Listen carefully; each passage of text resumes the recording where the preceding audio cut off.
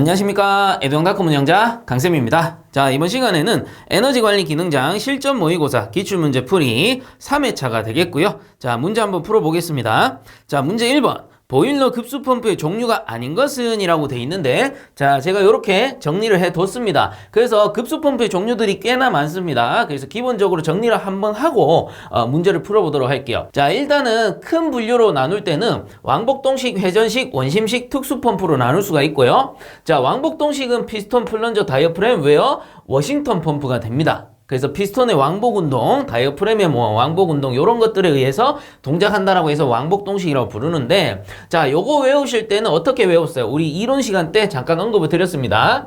자, 피, 풀, 다, 웨, 워. 자, 요런 식으로 암기하시면 된다라고 했습니다. 그래서 피스톤, 플런저, 다이어프램, 웨어, 워싱턴이 된다라고 했었죠. 그래서 요게 왕복동식이었고, 그 다음에 회전식은 기어, 나사, 배인인데 외우실 때는 기나배. 자, 그래서 기나배 이런 식으로 암기해 주시면 수월하다라고 했습니다. 자, 그 다음에 세 번째는 원심식인데, 원심식은 두 개밖에 없죠. 그래서 터빈, 볼류트 두 개밖에 없습니다. 두 가지의 차이점은 뭐였어요? 볼류트는 안내 날개깃이 없었고요. 터빈은 안내 날개깃이 있었습니다. 그래서 볼류트보다는 터빈이 어때요? 안내 날개가 있기 때문에 고양정에 사용한다. 이렇게 배웠었죠. 그래서 원심식은 외우실 때 어떻게? 볼터. 볼트 아니고요. 볼터. 이렇게 외우시면 된다라고 했어요. 그래서 앞에 볼류트 같은 경우는 안내 날개 없는 거고, 뒤에 터빈 같은 경우는 안내 날개가 있다. 이렇게 설명을 드렸었습니다. 자, 그다음 네 번째 특수펌프라고 있는데, 얘들은 위에 거 제외하고는 전부 특수펌프다. 이렇게 말씀을 드렸죠. 그래서 가장 대표적인 게 제트, 그리고 요게 이제 와류 펌프인데, 와류 펌프라고도 하고 마찰 펌프라고도 합니다. 주로 많이 나오는 게 이 제트 펌프와 와류 펌프가 되겠고요. 이 에어리프트 펌프 같은 경우는 요런 게 있구나 정도만 보시면 될 것 같아요. 자, 그래서 요렇게 정리하고 문제로 돌아가 보면, 자, 1번에 보일러 급수 펌프의 종류가 아닌 것은 했습니다. 자, 1번에 마찰 펌프는 어디 있어요? 여기 있고요. 그 다음 2번에 제트 펌프 여기 있습니다. 그 다음 3번에 원심 펌프, 원심식 요거죠. 이제 큰 분류로 나눴을 때 원심 펌프, 얘들 두 가지가 되는데 큰 분류 원심식이 있다라는 겁니다. 그러면 종류가 아닌 것은 4번 실리콘 펌프 요런 거는 없다라는 겁니다. 자, 그래서 1번의 답은 4번이 되겠습니다. 자, 그 다음 2번 문제 보겠습니다. 연료 및 연소 장치에 공기비가 적을 때 특징 설명으로 틀린 것은 이렇게 물어봤네요. 그래서 제가 이렇게 해설 내용을 판서를 해뒀고요. 교재에서 보시려면 115페이지를 참고해 주시면 됩니다. 자, 그래서 해당 문제에서 말하는 공기비란 것은 뭐냐면, 여기 보시면 공기비를 기호로는 M으로 적고요. 공기과잉 계수라고 읽습니다. 그래서 여기서 말하는 공기비라는 것은, 우리가 예를 들어 노통 보일러가 있다라고 친다면 노통이 연소실이죠. 이런 식으로 연소실이 설치되고 버너가 설치가 될 겁니다. 그 다음 뒤쪽에는 연도와 연돌이 이렇게 연결이 될 텐데, 결국 보일러라는 것은 여기에 물을 담아 가지고 물을 끓여서 증기를 발생시킵니다. 그리고 이 증기를 이용해서 난방을 하는 게 보일러인데, 자, 이 물을 끓이려면 어떻게 해요? 이 연소실에서 연소가 이루어져야 되죠. 자, 그러면 연소가 이루어지려면 뭐가 필요해요? 안에 들어갈 연료도 필요할 것이고, 그리고 연료가 연소해야 될 때 필요한 공기도 들어가줘야 된다라는 겁니다. 자, 이때 공기비란 것은 이 공기의 양이 많냐 적냐를 표현하는 게 공기비가 됩니다. 그래서 우리가 공기비라 하면 이렇게 설명할 수 있는데, 연료가 예를 들어서 단순 비교합니다. 연료가 100이 들어갔어요. 그러면 이론상 공기가 100이 들어가면 완전 연소할 줄 알았대요. 근데 실제로 우리가 연소를 시켜보니까 요게 100이 아니고 120이 필요하더라 라는 겁니다. 그럼 100이라는 게 이론 공기고 120이라는 게 실제 공기라면, 우리가 공기비 M을 구하는 공식이 있었어요. 공기비 M은 A 제로 분의 A라고 해서 이론 공기분의 실제 공기라는 공식이 있었죠.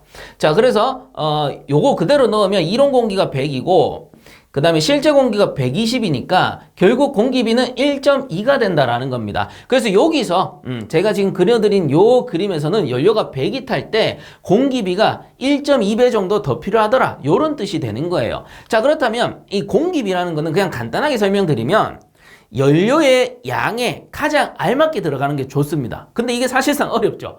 그러면 우리가 통상적으로 공기비가 너무 적을 수도 있고 너무 많을 수도 있잖아요. 그러면 너무 적으면 어떤 현상이 생기고 너무 많으면 어떤 현상이 생기냐, 요거를 물어보는 거다라고 이해하시면 됩니다. 자, 그래서 요거부터 이해를 한번 해보면 한번 이해하고 문제 풀도록 하자고요. 그러면 이후에 비슷한 문제 나오면 정말 쉽게 푸실 수 있습니다. 자, 첫 번째, 공기비가 적을 때 특징입니다. 자, 요 공기비가 너무 적을 때, 공기가 너무 부족해, 연료의 양에 비해서 공기비가 부족하면 어떤 현상이 생기느냐, 요거는 더 말할 것도 없어요. 하나만 딱 기억하시면 돼요. 불완전 연소. 자, 요거 하나만 기억하시면 됩니다. 공기가 부족하니까 불이 잘 안 타요. 이런 걸 뭐라 그래요? 불완전 연소라고 하죠. 그럼 불완전 연소가 발생되면 어떻게 돼? 검댕이들이 많이 생기고요. 그로 인해서 미연소분도 많이 생기는 겁니다. 연소되지 못하는 성분들이 많이 생기더라. 요런 뜻입니다. 그래서 보시면 첫 번째, 불완전 연소되기가 쉽다. 왜? 공기가 부족하니까. 그 다음 두 번째, 미연소 가스에 의한 가스 폭발과 매연이 발생할 수 있다라고 돼 있죠. 자, 그래서 이론적으로 공기비가 적당할 때는 예를 들어서 연료가 100이 들어갔을 때 120이 공기가 들어가주면 완전 연소한다라는 뜻입니다. 그럼 완전 연소 되었을 때는 이 검댕이가 발생하지 않아요. 그리고 100이라는 연료가 다 탔기 때문에 가스 형태로 이렇게 배기가 됩니다. 충분히 열교환하고 배기가 된다라고 봐야 되겠죠. 충분히 연소하고 여기서 전열교환하고 물이랑 전열교환하고 이제 다 쓴 연소가스가 이렇게 배기되는 형식인데, 공기비가 알맞다면 검댕이 없이 그냥 무색으로 이렇게 배기가 되는 거예요. 자, 근데 불완전 연소했기 때문에 이렇게 보시면 됩니다. 연료가 100이 타야지 완전 연소인데 이 중에서 80밖에 못 탔어요. 그럼 나머지 20은 뭐가 되는 거야? 제대로 타지 못한 미연소분이 된다는 겁니다. 미연소분. 그럼 요 미연소분은 어떻게 돼? 이 노통 내부에 남아있을 가능성이 크죠.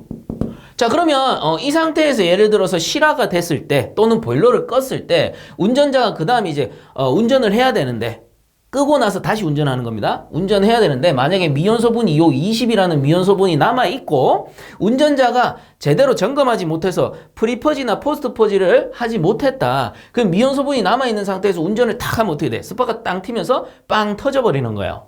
자, 그래서 미연소 가스에 의한 가스 폭발과 매연이 발생할 수 있다라는 겁니다. 그래서 가스 폭발 이렇게 발생하는 거고요. 불완전 연소됐기 때문에 당연히 매연이 발생할 수가 있겠죠. 그래서 불완전 연소되기 때문에 자연스럽게 미연소분이 남는다, 이렇게 생각하시면 돼요. 그리고 우리가 보일러에서 열 손실이라고 하면 이전에도 한번 다뤘었는데 암기법이 불발방배미라는 게 있었습니다. 만약에 기억이 안 나시면 앞쪽에 강의를 보셔야 되고 아니면 쭉 이어서 풀다 보면 기출문제 중에 또 나와요. 그럼 또 제가 안내를 해드릴 겁니다. 그래서 불발방배미라는 열손실이 있었는데 이 중에 미연소 가스에 의한 열손실도 있었어요. 그게 여기서 말하는 겁니다. 미연소 가스에 의한 가스 폭발과 매연이 발생할 수 있다. 그리고 세 번째 바로 나오죠. 미연소 가스에 의한 열 손실이 증가한다. 그래서 80이란 연료만 타고 20이란 거는 미연소분으로 존재한다라는 거는 실제 100이 들어가서 100이 연소하면 100이라는 열 에너지를 얻을 수 있는데 80만 얻고 20은 뭐예요? 손실로 버려진 거잖아요.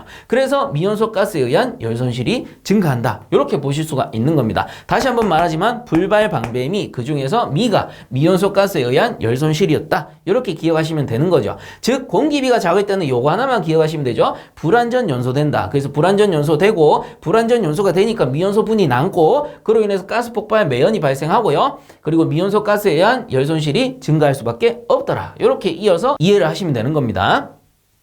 자, 그 다음에 두 번째 보시면 이제 반대로 공기비가 클 때는 도대체 어떻게 되느냐, 요거는 하나만 기억하시면 돼요. 위에선 불완전 연소였다면 여기서는 일단은 연소는 잘 될 거예요. 공기량이 많기 때문에 완전 연소가 될 텐데 그 후에 문제가 생긴다. 어떤 문제가 생기느냐, 연소실 온도가 저하하더라, 떨어지더라, 요 뜻입니다. 그래서 제일 먼저 보시면 연소실 온도가 저하한다라고 나오죠. 이 왜 그러냐 하면은 이 내부에 연료가 지금 100이 들어갔어요. 그러면 필요한 게 예를 들어서 120이다. 우리가 실제 공기로 따졌을 때. 그럼 120이 들어가주면 완전 연소에서 쭉 빠져나오고 아주 이상적으로 좋은 상태인데 만약에 150이 들어갔다. 그러면 30이란 공기가 남아요. 근데 이 남는 공기가 뭐냐면은 외부에서 넣어준 공기란 말이에요. 그러면 연소실의 온도보다 외부의 공기 온도가 어때요? 차갑죠? 그렇다 보니까 과잉 공기, 남는 공기가 들어가 버리면은 연소실 온도가 자연스럽게 식어버리게 되는 거고, 두 번째 이유는 뭐냐면은 여기 두 번째 나오는데 배기가스량 증가로 열 손실이 증가한다 이런 내용이 나오죠. 이 말은 뭐냐면은 공기가 너무 많이 들어가니까 연소실 내부의 통풍력이 증가해 버리는 겁니다. 자, 통풍력이 증가한다라는 거는 통풍이란 게 뭐예요? 이 연소하고 나서 버려지는 배기가스가 빠져나가는 거를 우리는 통풍이라 그럽니다. 그럼 정상 상태에서는 천천히 이렇게 빠져나가 줘야 되는데 일정한 속도로 그래야지 여기 노통 표면에서 충분히 전열이 이루어지고 전열 교환이 되어야지만 열이 충분히 전달돼서 증기가 잘 발생하겠죠. 근데 통풍력이 너무 커버리면 어떤 현상이 생기냐면 이 지나가는 속도가 너무 빨라져 버리는 거야. 그렇게 되면 어떻게 돼? 이 내부의 연소가스랑 전열할 시간을 충분히 주지 못한다라는 거죠. 즉 열을 전달하기 전에 이렇게 빠져나가 버리니까 그 빠져나가 버리는 만큼 어때요? 배기가스 열 손실로 이어진다라는 겁니다. 그래서 통풍력이 증가해버리니까 배기가스량 증가로 인한 열 손실이 증가할 수 있다. 그래서 여기서는 불발 방배미 중에서 배를 얘기하는 겁니다. 배기가스 손실량 이렇게 얘기하는 거죠.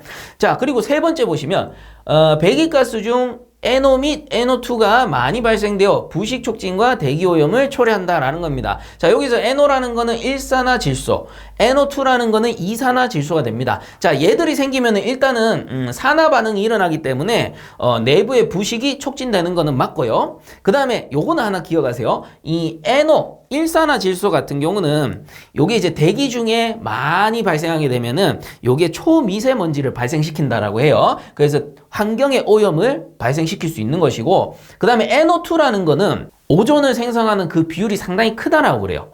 질소 화합물 중에서 NO2라는 녀석이 오존을 발생시키는 그 비율이 너무 크다. 그래서 이런 질소 산화물들이 발생하게 되면 이 대기 오염을 초래할 수 있다라는 겁니다. 그래서 이렇게 쭉 보니까 이해가 가시겠죠? 그래서 공기비가 너무 적을 때도 문제고 공기비가 너무 커도 좋을 건 없다. 그래서 연소실 온도가 저하니까 효율 떨어질 거고요. 배기가스 손실량, 이게 사실상 보일러에서 발생하는 손실량 중에 가장 큰 비율을 차지한다 라고 했어요. 그 손실되는 열량이 너무 많아진다. 그 다음에 여기서 말했듯이 부식이 촉진될 수 있고 대기오염을 초래할 수 있다. 그러니까 공기비는 너무 커도 안 좋고 너무 작아도 안 좋다. 이렇게 개념을 잡으시면 됩니다. 자, 그래서 2번 문제로 돌아가서 연료 및 연소장치에 공기비가 적을 때 특징 설명으로 틀린 것은 이렇게 말했네요. 자, 그래서 우리 해설에서 봤을 때는 요 위에 공기비가 적을 때입니다. 그래서 요 때는 불완전 연소 요것만 하나 딱 기억을 하시면 된다라고 했죠. 공기가 부족하니까 불완전 연소된다. 이렇게 생각하시면 되는 거예요. 자, 그래서 1번 불완전 연소가 되기 쉽다. 맞는 말이고요. 그 다음 2번에 미연소 가스에 의한 가스 폭발과 매연이 발생한다. 그렇죠. 불완전 연소가 발생했으니까 미연소분이 남는 거고 그로 인해서 가스 폭발이 발생할 수 있는 것이고, 그리고 불완전 연소 됐으니까 매연이 발생하고요. 그리고 가스 폭발이 발생하면 자연스럽게 매연이 엄청나게 많이 발생해요. 그래서 1번, 2번 다 맞는 거고, 3번에 보시면 연소실 온도가 저하된다라고 돼 있는데, 자, 연소실 온도 저하는 뭡니까? 공기비가 클 때의 특징이었습니다. 그래서 틀린 것은 3번이고요. 4번 같은 경우는 읽어보면 미연소 가스에 의한 열 손실이 증가한다. 그래서 여기 나오죠. 미연소 가스에 의한 열 손실이 증가한다. 이 말은 연료가 100이 들어가서 100이 타면 참 좋겠는데 이게 완전 연소인데 그 중에 80만 타고 20은 뭐예요? 미연소분으로 남아있으니까 요 20만큼이 열 손실로 이어질 수 있다라는 겁니다. 자, 그래서 2번 문제 틀린 것은 3번이 되겠습니다. 자, 그 다음 3번 문제 보겠습니다. 보일러에 설치하는 압력계의 검사 시기가 맞지 않는 것은 이렇게 돼 있네요. 그래서 이게 교재에서는 83페이지에서 84페이지의 내용이다 라고 보시면 되고요. 요거는 이제 문제 풀기 전에 우리는 해설부터 볼 겁니다. 그래서 해설 같이 한번 살펴보시면 압력계 검사 시기라고 해서 나옵니다. 그래서 요 교재 페이지 나오는 내용하고 동일하다 이렇게 생각하시면 되는데, 자, 동그라미 1번부터 볼게요. 두 개가 설치된 경우 지시도가 다를 때, 그래서 압력계를 검사해야 되는데 언제 할 거냐? 보통 보면 우리가 보일러 동체에 압력계를 2개 설치하죠.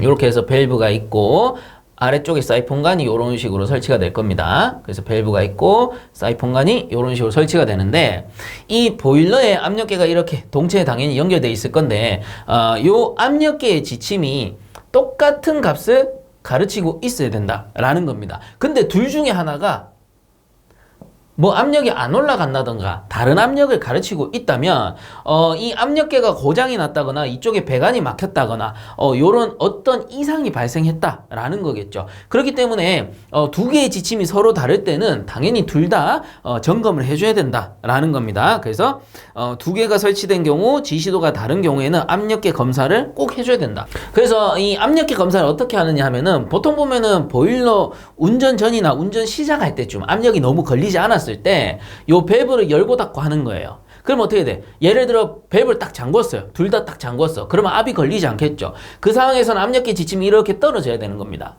떨어져서 0에 위치해야 되는데 요 놈은 0에 갔는데 요 놈은 0에 안 갔어. 그럼 요쪽에 뭔가 문제가 생긴 거죠. 그리고 또 다시 열어서 충분히 이게 신속하게 반응하는지 압력계가 다시 지침이 올라가는지 이런 것들을 확인한다라는 겁니다.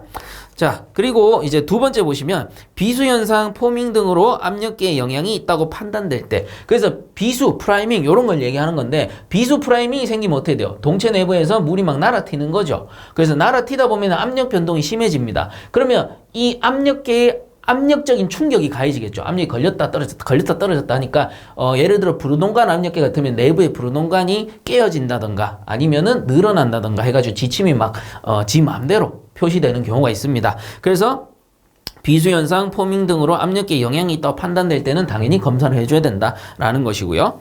그 다음 세 번째, 부르동관이 높은 열을 받았을 때, 그래서 요 압력계 내부에 부르동관이라는 게 있는데 이런 식으로 꺾여가지고 뭐 톱니 모양으로 이렇게 설치된 게 있어요. 그럼 이 부르동관이 늘어나면 지침이 올라가고 수축하면 지침이 떨어지는 형식입니다. 근데 너무 큰 열량을 받으면 부르동관이 이렇게 늘어나서 되돌아오지 못해요.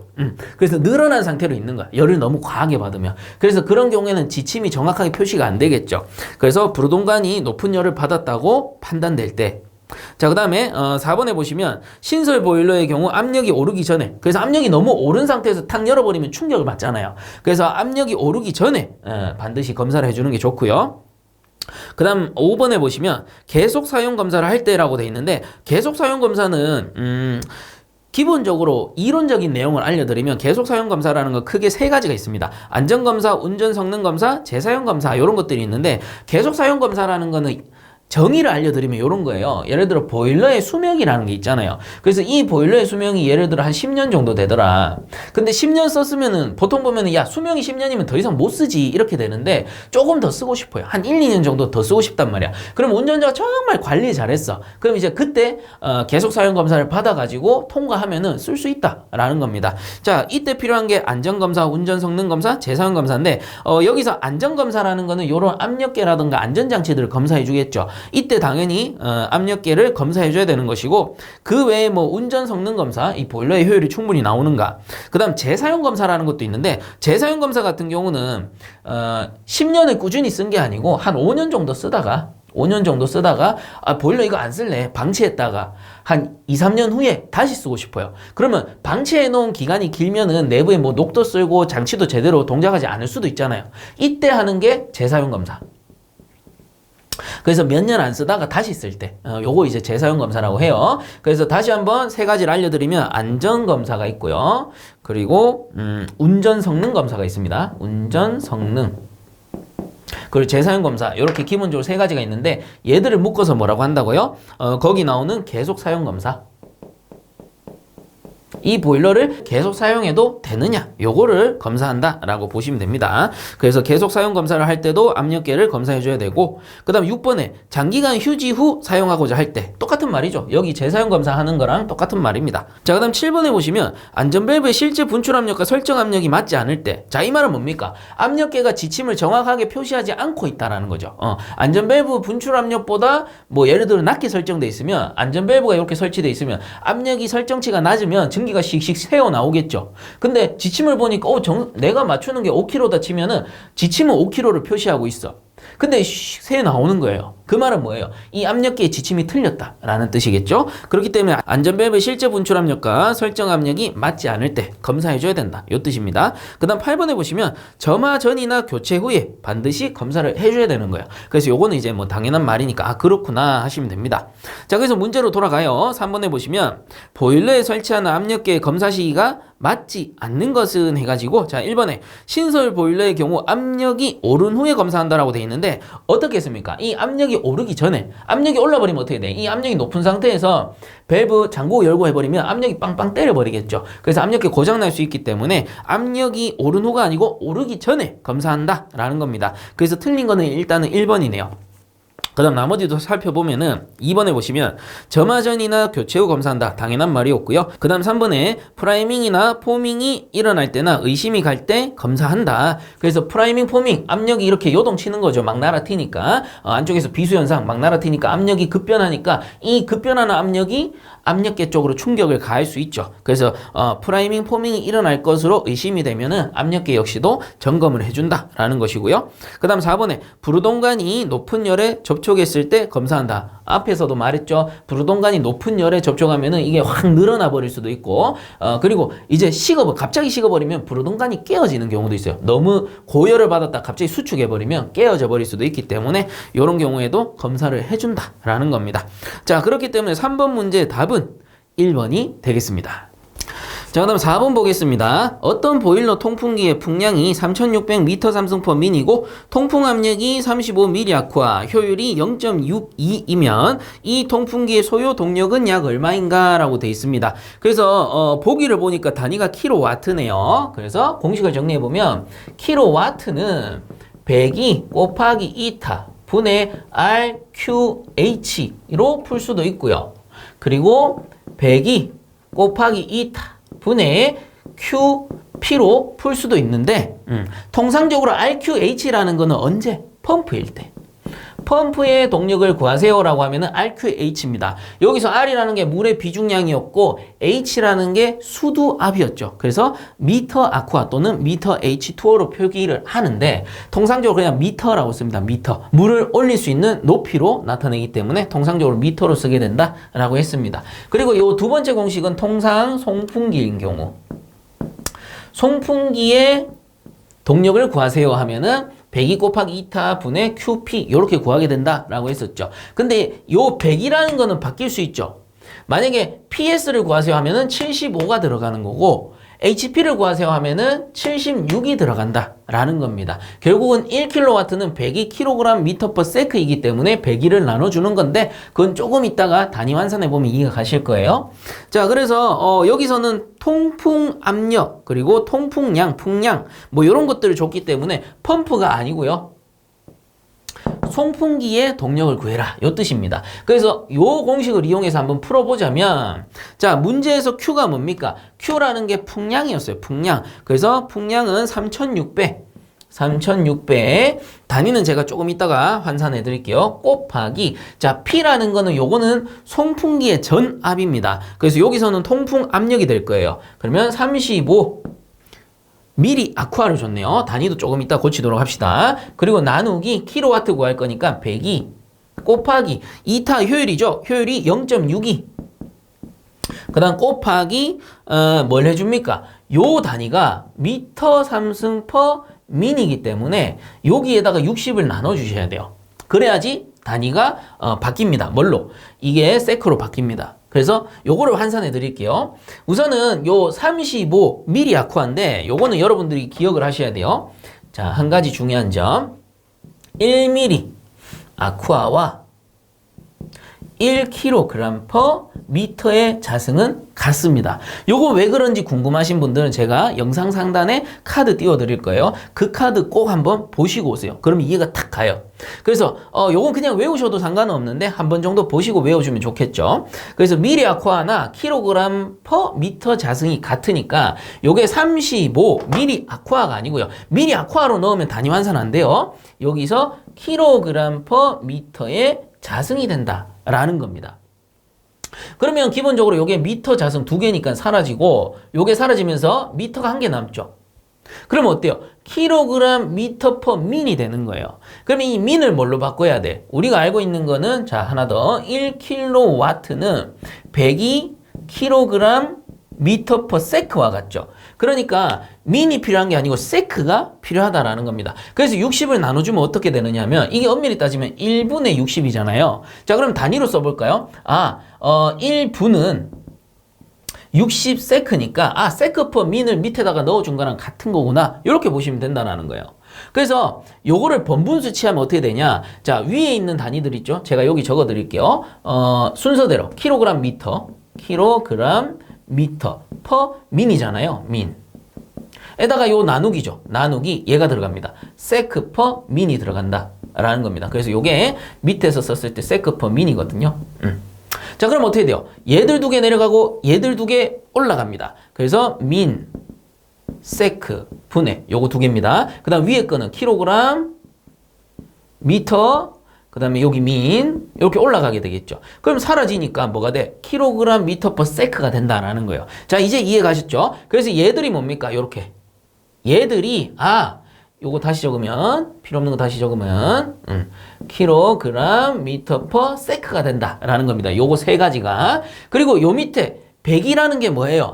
킬로그램 미터 퍼 세크니까 얘가 사라지면서 어떻게 되죠? 킬로와트로 변하더라 라는 겁니다. 그래서 공식이 이제 성립이 되죠. 효율이란 건 어차피 단위가 없으니까 얘들 공식이 성립이 되었다라는 겁니다. 자 이렇게 단위 환산이 다 끝났다면 공식이 완벽한 거니까 우리는 뭐만 하면 됩니까? 계산기를 완벽하게 두드리시면 되겠죠. 그래서 계산기를 두드려 보시면 아마 33.2kW가 나오게 될 겁니다. 그래서 요 동력 구하는 공식 꽤나 많이 나오죠. 그리고 이 동력을 응용하는 공식이 많으니까 킬로와트일 때는 102, 그리고 PS일 때는 75, 그리고 HP일 때는 76이 들어간다. 요거를 꼭 기억을 해주셔야 되고 단위도 잘 기억을 하셔야 돼요. 만약에 물인 경우에는 요 H가 미터 아쿠아이기 때문에 그냥 아쿠아 빼고 우리 펌프의 동력 구할 때는 미터로서 쓰는 거고, 이 송풍기 같은 경우는 주로 보면 미리 아쿠아 요렇게 나온단 말이에요. 자 그래서 이번에 나온 것처럼 미리 아쿠아는 뭐랑 같아요? 킬로그램 퍼 미터 자승과 같다. 요거를 꼭 기억을 해 주셔야 된다라는 겁니다. 자 그래서 4번 문제의 답은 1번이 되겠습니다. 자 그다음 5번 문제. 피드백 자동제어의 중심 부분으로 동작 신호를 받아서 제어계가 정해진 동작을 하는데 필요한 신호를 만들어 내보내는 부분은 이렇게 물어봤습니다. 그래서 피드백 제어라 함은 이전에 한번 봤던 내용이기도 하고요. 교재 125페이지를 보셔도 됩니다. 그리고 뭐 해설에도 잘 정리가 되어 있는데, 자 이렇게 한 번 더 그렸어요. 제가 한 번만 더 간략하게 설명을 드리도록 하겠습니다. 예를 들어서 제어 대상이 보일러 라고 가정을 한번 해봅시다. 그리고 목표값이 내가 실내 온도를 몇 도로 맞출 거냐, 이게 목표값이라고 한다면 실내 온도를 27도씨 정도로 맞추고 싶어요. 겨울철에. 그러면 이거를 설정부에서 설정을 하겠죠. 리모컨으로 이렇게 삑삑삑 해가지고 설정을 합니다. 그럼 요 신호가 이렇게 쭉 처음엔 통과하는 거예요. 운전 전이니까. 그럼 통과해서 보일러에 전달이 되면 보일러가 켜질 겁니다. 그리고 장시간 운전을 하겠죠. 운전을 하다가 이제 실내 온도가 딱 온도계로 재보니까 한 29도씨 정도 되었다라고 가정을 한다면 편차량이 그냥 플러스 마이너스 2도씨라고 가정을 합시다. 그럼 어떻게 되냐? 자, 목표값이 27도씨인데 플러스 2도씨 높잖아요. 그럼 이거를 신호를 검출합니다. 여기서 이렇게 빼가지고 검출을 해요. 검출해서 이렇게 보내주게 되는데 어디로? 비교부로 이렇게 보내줘요. 자, 비교부로 보내주는 이 신호가 주 피드백 신호입니다. 그럼 여기서 보내주는 신호는 뭐가 되겠어요? 실내 온도가 29도씨예요. 그 말은 뭐죠? 편차량이 플러스 2도씨가 넘어갔어요. 이 뜻이죠. 그러면 온도가 너무 높으니까 보일러를 꺼주던가 뭐 어떻게 조치를 취해야 될 겁니다. 그래서 이때 발생하는 게 동작 신호가 되는 거예요. 동작 신호. 보일러를 어떻게 할까요? 어떻게 동작시킬까요? 이런 신호가 되겠죠. 그럼 이 동작 신호는 어디로 가느냐? 이 조절부로 가게 되는 겁니다. 그래서 조절부에서 이 동작 신호를 받아가지고 뭘로 만듭니까? 여기서 조작 신호로 바꾸는 거죠. 그래서 어떻게 조작할까요? 뭐 증기 온도를 높일까요? 아니면 보일러를 끌까요? 이런 것들을 이제 조작 신호로 바꾸게 되는 겁니다. 뭐 압력 조정을 할까요? 온도 조정을 할까요? 이렇게 되는 거겠죠. 자, 그리고 이 조작 신호를 조작부에서 또 받습니다. 엄밀히 따지면 조절부에서 이렇게 조작 신호를 보내게 되고요. 조작부에서 조작 신호를 받게 되고, 이 조작부에서는 또 뭐랍니까? 조작량을 산정하죠. 조작 신호를 받아서 조작량을 산정할 겁니다. 그럼 보일러의 압력을 얼마만큼 올릴 거냐, 온도를 얼마만큼 올릴 거냐, 몇 시간 동안 더 운전을 할 거냐, 끌 거냐, 요런 양으로 바꾼다라는 겁니다. 그래서 이제 보일러 쪽으로 보내주게 된다라는 거죠. 그렇다면 기본적으로 플러스 2도씨 높으니까 일단은 꺼줘야 되겠죠. 야, 보일러를 꺼. 언제까지 끌 거야? 당연히 편차량 2도씨니까 2도씨 낮아질 때까지 끕니다. 그럼 2도씨 낮아질 때까지 끄니까 27도씨가 목표값이면 25도씨까지 보일러를 꺼놓는 거예요. 그러면 이제 25도씨가 되면, 실내 온도가 25도씨가 되면 다시 검출해서 보내요. 이때는 뭐가 되죠? 플러스 2도씨가 아니고 마이너스 2도씨이기 때문에 다시 동작 신호를 조절부에서 받아서 조작 신호로 만들고 조작부에서 조작량으로 바꾸고 보일러로 보내게 됩니다. 그럼 어떻게 되죠? 보일러를 다시 켜게 된다라는 겁니다. 그래서 이 편차량은 왜 존재한다라고 했어요? 목표값이 27도시면 27도에서 끄고 켜고 이거는 불가능하다라고 했죠. 켜고 끄고를 동시에 할 수는 없잖아요. 그렇기 때문에 편차량을 줘서 적당하게 제어를 해준다라고 말씀을 드렸습니다. 자, 그럼 이제 문제 풀 수 있습니다. 5번으로 다시 돌아가서 피드백 자동 제어의 중심 부분으로 동작 신호를 받아요. 동작 신호를 어디서 받아요? 조절부에서 동작 신호를 받네요. 그리고 제어계가 정해진 동작을 하는데 필요한 신호를 만들어. 자, 필요한 신호가 뭡니까? 조작 신호가 된다라는 겁니다. 요 조작 신호를 만든다라는 뜻이에요. 그래서 내보내는 부분은 뭐가 되죠? 조절부가 되는구나. 자, 그래서 5번의 답은 1번이 되겠습니다. 자, 그 다음에 6번 문제도 바로 보도록 할까요? 자, 6번 문제 같이 읽어보면은 증기 과열기에 설치된 안전밸브의 치출 압력은 어떻게 조정되어야 하는가? 그래서 답을 먼저 알려드리면 답은 4번이에요. 뭐 해설을 보셔도 되는데 요런 겁니다. 4번에 보시면 보일러 본체의 안전밸브보다 먼저 치출되도록 한다라고 돼 있죠. 그래서 안전밸브가 여기저기 설치될 수가 있는데 우리가 과열기라 하면 번호로 이렇게 연소를 하게 되면 연도와 연돌 사이에 어떻게 돼요? 물을 끓여가지고 이 증기를 이렇게 설치해 놓은 거를 과열기라고 하죠. 증기관을 여기에 통과시킴으로써 포화 증기가 통과하면 뭐가 돼요? 과열 증기가 됩니다. 그래서 과열 증기로 만들어서 열량도 높고 혹시나 존재할지 모르는 증기 중에 수분도 다 말려서 고압 터빈으로 보내주게 되는 거예요. 어쨌든 간에 이 안전밸브를 보일러 동체에다가 설치할 수도 있고요. 그리고 동시에 과열기에다가 설치할 수도 있다라는 겁니다. 그러면 요 둘 다 똑같은 안전밸브인데 동작 순서가 어떻게 되느냐 요걸 물어본 거예요. 그래서 동작 순서는 일단은 고압이 되면은 안전밸브는 과열기 쪽에 안전밸브가 먼저 열리는 거예요. 그 다음에 과열기 쪽에 안전밸브가 열리고 나서도 압력이 떨어지지 않는다라고 하면 그 다음 2차적으로 동체에 연결된, 즉 본체입니다.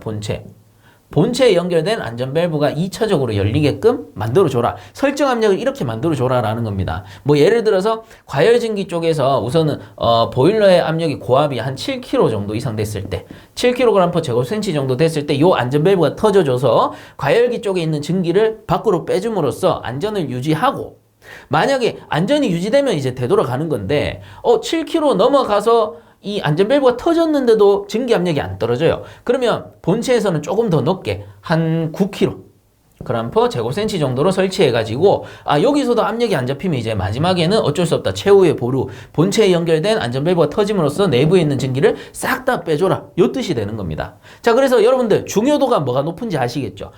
이 과열기보다 본체가 더 중요한 겁니다. 본체는 안전밸브 터져버리면 내부에 있는 증기 싹 빠져버려요.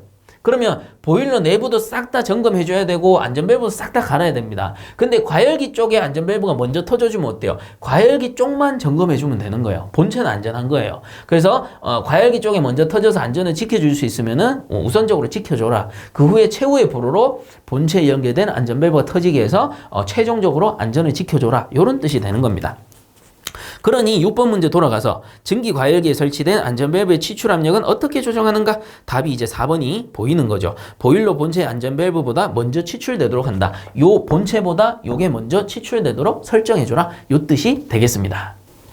자, 그 다음 7번 문제 보겠습니다. 가압수식 세정장치 중에서 목부의 처리가스 속도가 60에서 90m/s 정도이고 집진효율이 가장 높아서 그 사용 범위가 넓은 것은 이렇게 돼 있는데요. 어쨌든 간에 뭐 효율이 가장 높다 하면은 요 정도는 알고 계셔야 돼요. 답은 4번 벤투리 스크러버인데, 자 참고적으로 해설 읽어보고 넘어갈게요. 벤투리 스크러버는 습식 집진 장치 중 가압수식 집진 장치로서 함진가스를 벤투리관의 목 부분에서 유속을 60에서 90m/s 정도로 빠르게 하여 주변의 노즐을 통해 물을 흡입, 분사하여 액적과 입자를 충돌시켜 집진 효과를 달성한다. 이렇게 나와 있죠. 자, 그래서 60에서 90m/s 정도이고 효율이 좋다. 그러면 답은 4번 벤투리 스크러버가 되겠습니다. 자, 그 다음에 8번 문제 이어서 볼게요.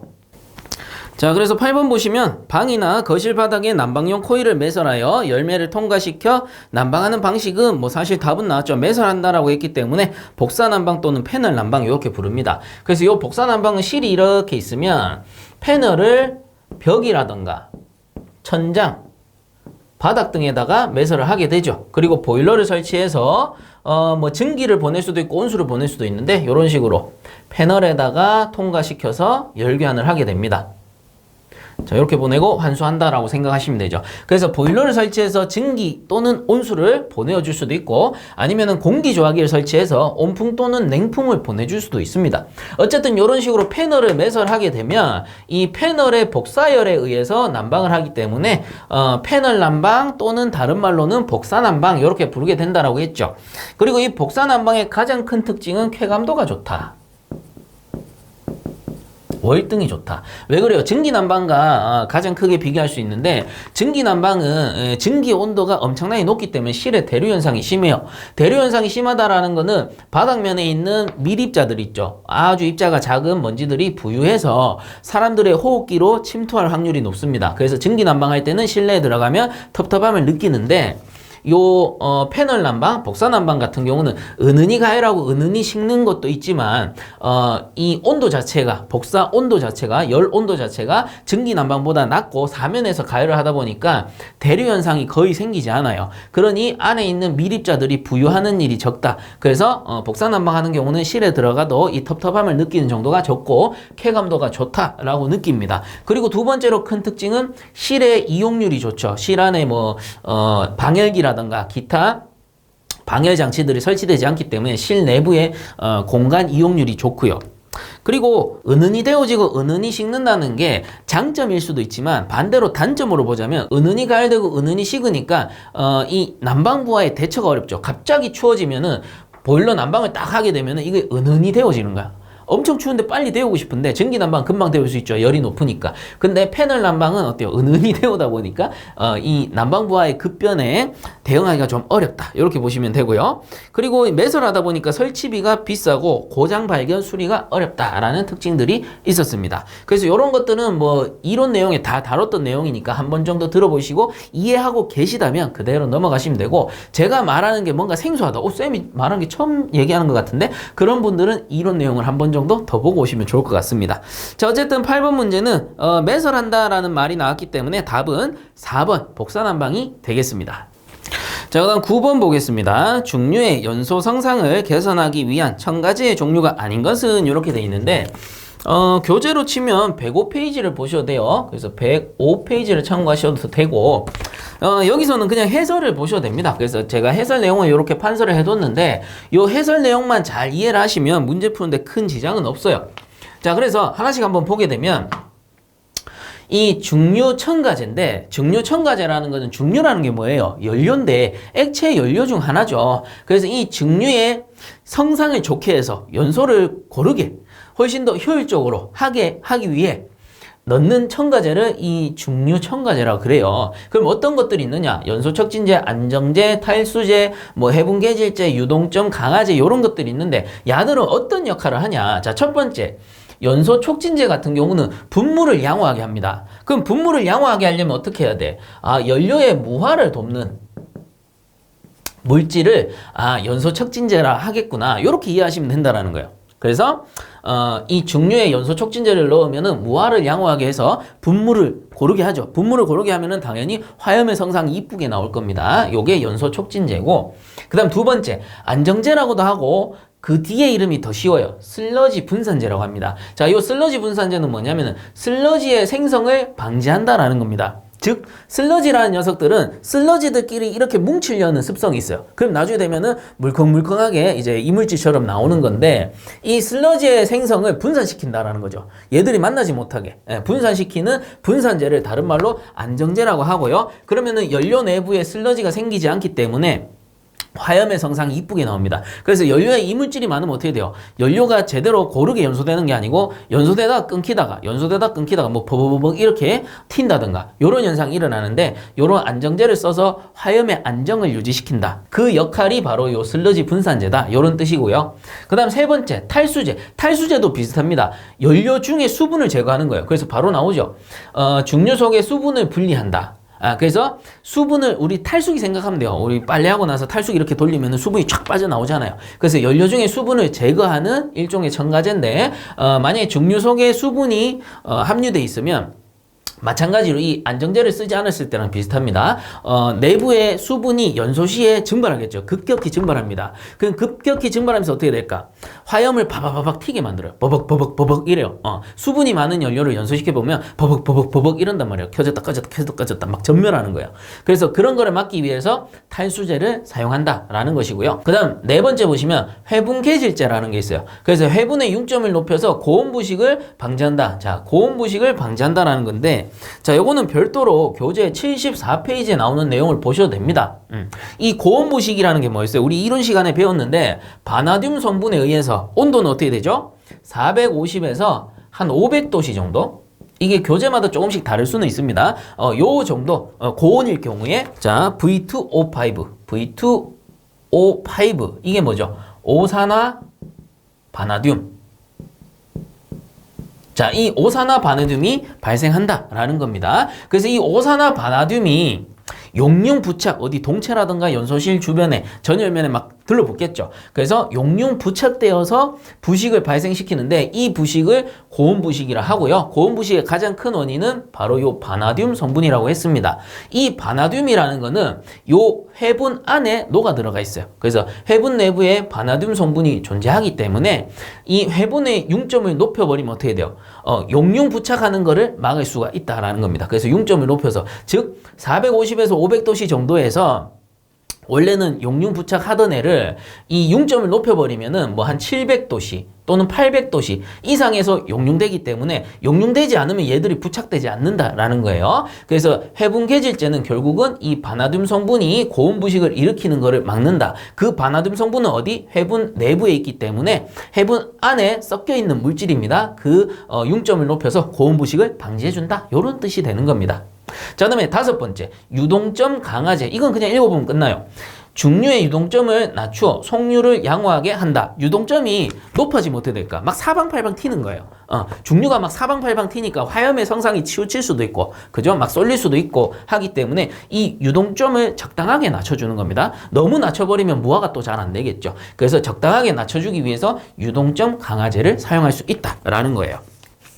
자, 그럼 이제 문제 풀면 됩니다. 9번 중류의 연소 성상을 개선하기 위한 첨가제의 종류가 아닌 것은 2번이 되죠. 착화지연제 뭐 이런 건 없어요. 그래서 뭐 1번의 연소촉진제, 3번의 슬러지 분산제, 4번의 회분개질제 이제는 이해하셨을 거라고 생각합니다. 그래서 9번의 답은 2번이고요.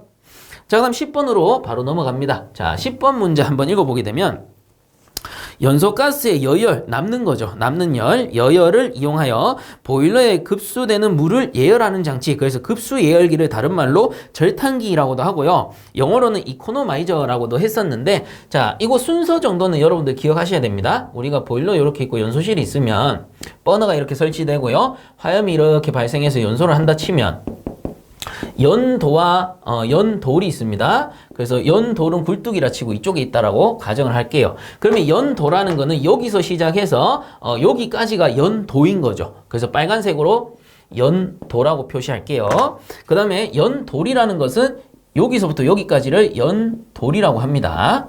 자, 이때 연도에서 연돌까지 가는 도중에 우리가 폐열 회수 장치, 여기서 말하는 여열, 남는 열을 쓰는 장치들을 설치해요. 그래서 순서가 과, 제,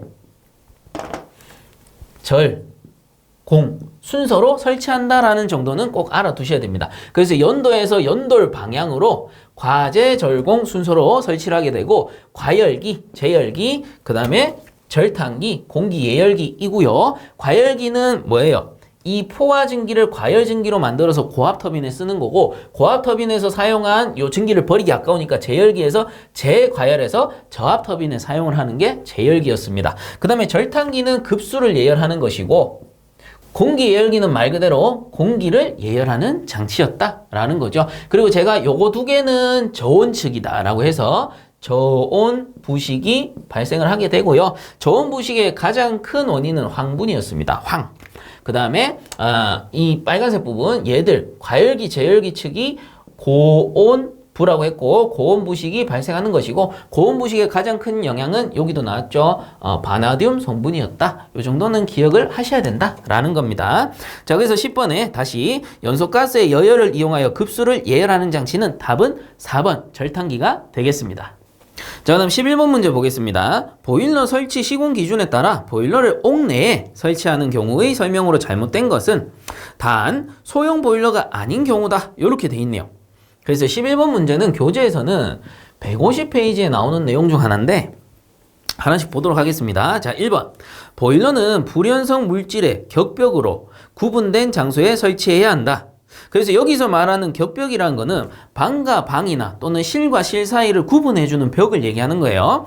그래서 아무래도 보일러실이다 보니까 당연히 불연성 물질의 격벽으로 구분해주는 게 안전하겠죠. 그래서 1번은 맞는 거고 그 다음 2번에 도시가스를 사용하는 경우 환기구를 가능한 한 높이 설치한다. 그래서 이것도 가스의 성상만 아시면 쉽게 푸실 텐데 우리가 알고 있는 도시가스라 함은 통상적으로 LNG를 얘기하는 거예요. 그래서 액화 천연가스를 나타내고 요게 주성분이 메탄입니다. CH4. 그래서 요 녀석은 메탄 같은 경우는 공기보다 비중이 작아요. 그 말은 뭐예요? 공기 중에 누출되면은 실의 상부에 떠오른다라는 겁니다. 그러니까 실의 상부에 가스가 떠오르다 보니까 우리가 환풍구는 어디? 환풍구는 천장 가까이 설치를 해준다라는 뜻이에요. 그리고 이와 비슷하게 많이 나오는 게 LPG죠. LPG. 액화 석유가스입니다. 그래서 액화 석유가스 같은 경우는 주성분이 C3H8. 요게 뭐예요? 프로판 그리고 또는 C4H10. 요 녀석이 부탄을 나타냅니다. 그래서 요런 애들은 가스의 성상이 공기보다 무겁습니다. 무거우니까 실에 누설되면 어떻게 돼요? 환풍구는 바닥 쪽에 설치해 줘야 되죠. 그래서 요 이제 LPG 같은 경우는 환풍구를 바닥 가까이, 그래서 바닥 아래쪽에 설치해 주는 게 맞다라는 겁니다. 그래서 2번 다시 한번 읽어보면 도시가스를 사용하는 경우 환풍구는 가능한 한 높은 위치, 그죠? 천장에 가깝게 설치해 주는 것이 좋겠더라. 공기보다 가벼우니까. 그래서 2번도 맞고 그 다음 3번에 보일러에 설치된 계기들을 육안으로 관찰하는데 지장이 없도록 충분한 조명시설이 있어야 한다. 이 너무나도 당연한 소리죠. 그래서 보일러뿐만 아니고 모든 이제 기계장치 같은 경우는 우리 장비라 그러죠. 보일러라든가 아니면 냉동장치, 공기조화기 이런 것들은 옥내에 설치할 때는 무조건 따닥따닥 붙여 설치하는 게 아니고 이 장치 전체가 보일 수 있게끔 넓게 설치를 해줘야 돼요. 그래야 어디가 누설되고 어디가 고장이 났는지 한눈에 파악할 수 있고, 그리고 조명 역시도 한눈에 볼 수 있게끔 밝게 설치해줘야 된다. 이런 뜻이 되는 겁니다. 그래서 1, 2, 3번 모두 맞네요. 그럼 틀린 건 4번이 되겠죠. 4번 같은 경우는 연료를 보일러실에 저장할 때는 보일러와 1m 이상이 아니고요. 2m 이상의 거리를 두는 게 맞습니다. 그래서 이 부분에서 해설을 같이 한번 읽어볼게요. 해설해 보시면 보일러를 옥내에 설치할 경우 연료를 저장할 때에는 보일러 외측으로부터 2m 이상의 거리를 두거나 방화 격벽을 설치해야 한다. 이렇게 돼 있고요.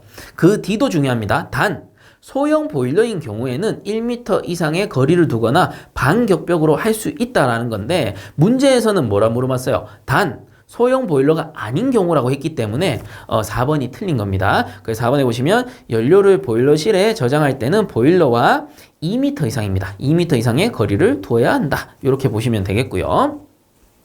자, 다음 12번으로 넘어갑시다. 12번 문제 같은 경우는 한번 읽어보면 특수 보일러인 열매체 보일러의 특징 중 틀린 것은 이렇게 돼 있는데요. 교재에는 54페이지를 참고해 주시면 되고, 이 열매체 보일러라는 건 뭐냐면은 보일러가 이렇게 있으면 우리가 예를 들어 노통 보일러다 가정을 하고요. 뭐 크게 많이 그릴 건 없을 것 같아요. 열 매체니까 이 보일러에서의 열 매체는 일반적인 보일러는 물입니다. 물. 그죠? 근데 여기서는 특수 열매체 보일러라 했기 때문에 이 물 대신에 특수한 열매체를 쓴다라는 겁니다. 그래서 열매체의 종류는 거기도 나오지만 해설해 보셔도 됩니다. 뭐 수은, 다우섬, 그리고 모빌섬, 카네크롤, 그리고 세큐리티, O3 등을 사용하게 된다라고 나와 있습니다. 어디? 해설에도 나와 있고요. 이론에도 나와 있습니다. 그래서 뭐 지금 해설 보셔도 됩니다. 해설을 보시면 이렇게 나오니까 제가 왜 적어 드렸을까요? 요거 알고 계셔야 된다라는 거겠죠. 그래서 나중에 뭐 필답형에서도 나올 수도 있기 때문에 열매체의 종류를 쓰시오라고 하면 이렇게 쓸 수 있어야 된다라는 뜻이에요. 그래서 뭐 대신 물 대신에 얘들을 쓰는데 얘들을 쓰는 가장 큰 이유는 물보다 특징 중에 하나가 비열이 작아요. 비열이라 하면 C라고 하고요. 단위로는 킬로칼로리 퍼 킬로그램의 도시라고 배웠습니다. 이걸 어떻게 해석하면 돼요? 어떤 물질 1kg을 1도씨 높이는 데 필요한 열량이기 때문에 비열이 작다라는 것은 뭡니까? 쉽게 증발시킬 수 있다.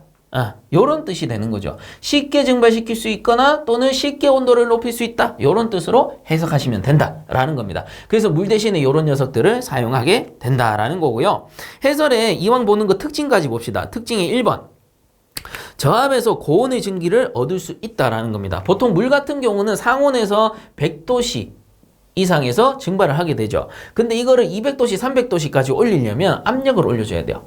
압력을 올려줘야지 B점이 올라가기 때문에 뭐 한 200도씨, 300도씨까지 올려서 온도를 높일 수 있는 건데 얘들은 기본적으로 이 저압에서도 압력이 낮은 상태에서도 고온을 얻을 수 있다는 겁니다. 뭐 200도, 300도를 쉽게 얻을 수 있기 때문에 이런 특수 열매체를 이용한 보일러를 사용하게 된다는 거예요. 그래서 비열도 낮고 저압 하에서 쉽게 고온을 얻을 수 있다는 장점이 있죠. 그 다음 두 번째.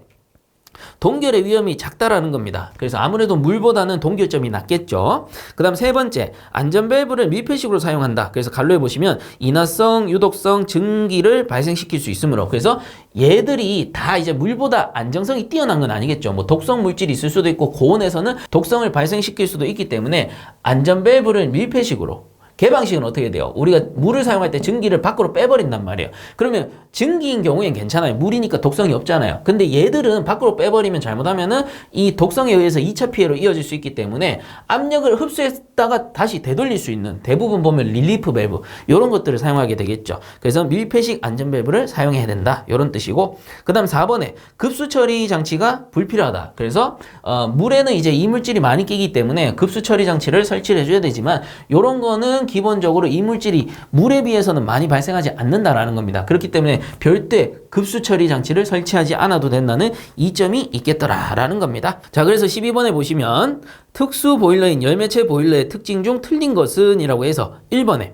관 내부의 열매체를 물 대신 다우섬, 수은 등을 사용한 보일러이다. 맞죠? 그래서 여기서 설명드렸고, 그 다음 두 번째, 열매체 보일러는 동파의 우려가 없다. 그래서 아무래도 물보다는 동결점이 낮기 때문에 동결의 위험이 작다라고 했습니다. 2번도 맞고, 그 다음 3번에 높은 압력하에서 고온을 얻는 것이 특징이다라고 돼 있는데 고온을 얻기 위해서 압력을 높여야 되는 건 물이라고 했습니다. 그래서 특수 열매체를 쓰는 이유 중에 하나가 낮은 압력에서, 그죠? 낮은 압력하에서 고온을 얻을 수 있는 특징이 있기 때문에 이런 특수 열매체를 사용한다라고 했죠. 그래서 틀린 것은 3번이 되고요. 높은 압력이 아니고 낮은 압력. 그 다음 4번 같은 경우는 다른 보일러에 비해 부식의 정도가 작다. 요것도 특징 중 하나니까 하나 정도 알아두시면 좋을 것 같습니다. 자, 그래서 12번에 틀린 것은 3번이 되겠습니다. 자, 그 다음 13번 문제 보겠습니다. 보일러 연소 시 화염의 유물을 검출하는 연소장치인 플레임-I에 사용되는 검출 소자가 아닌 것은? 이렇게 물어봤네요.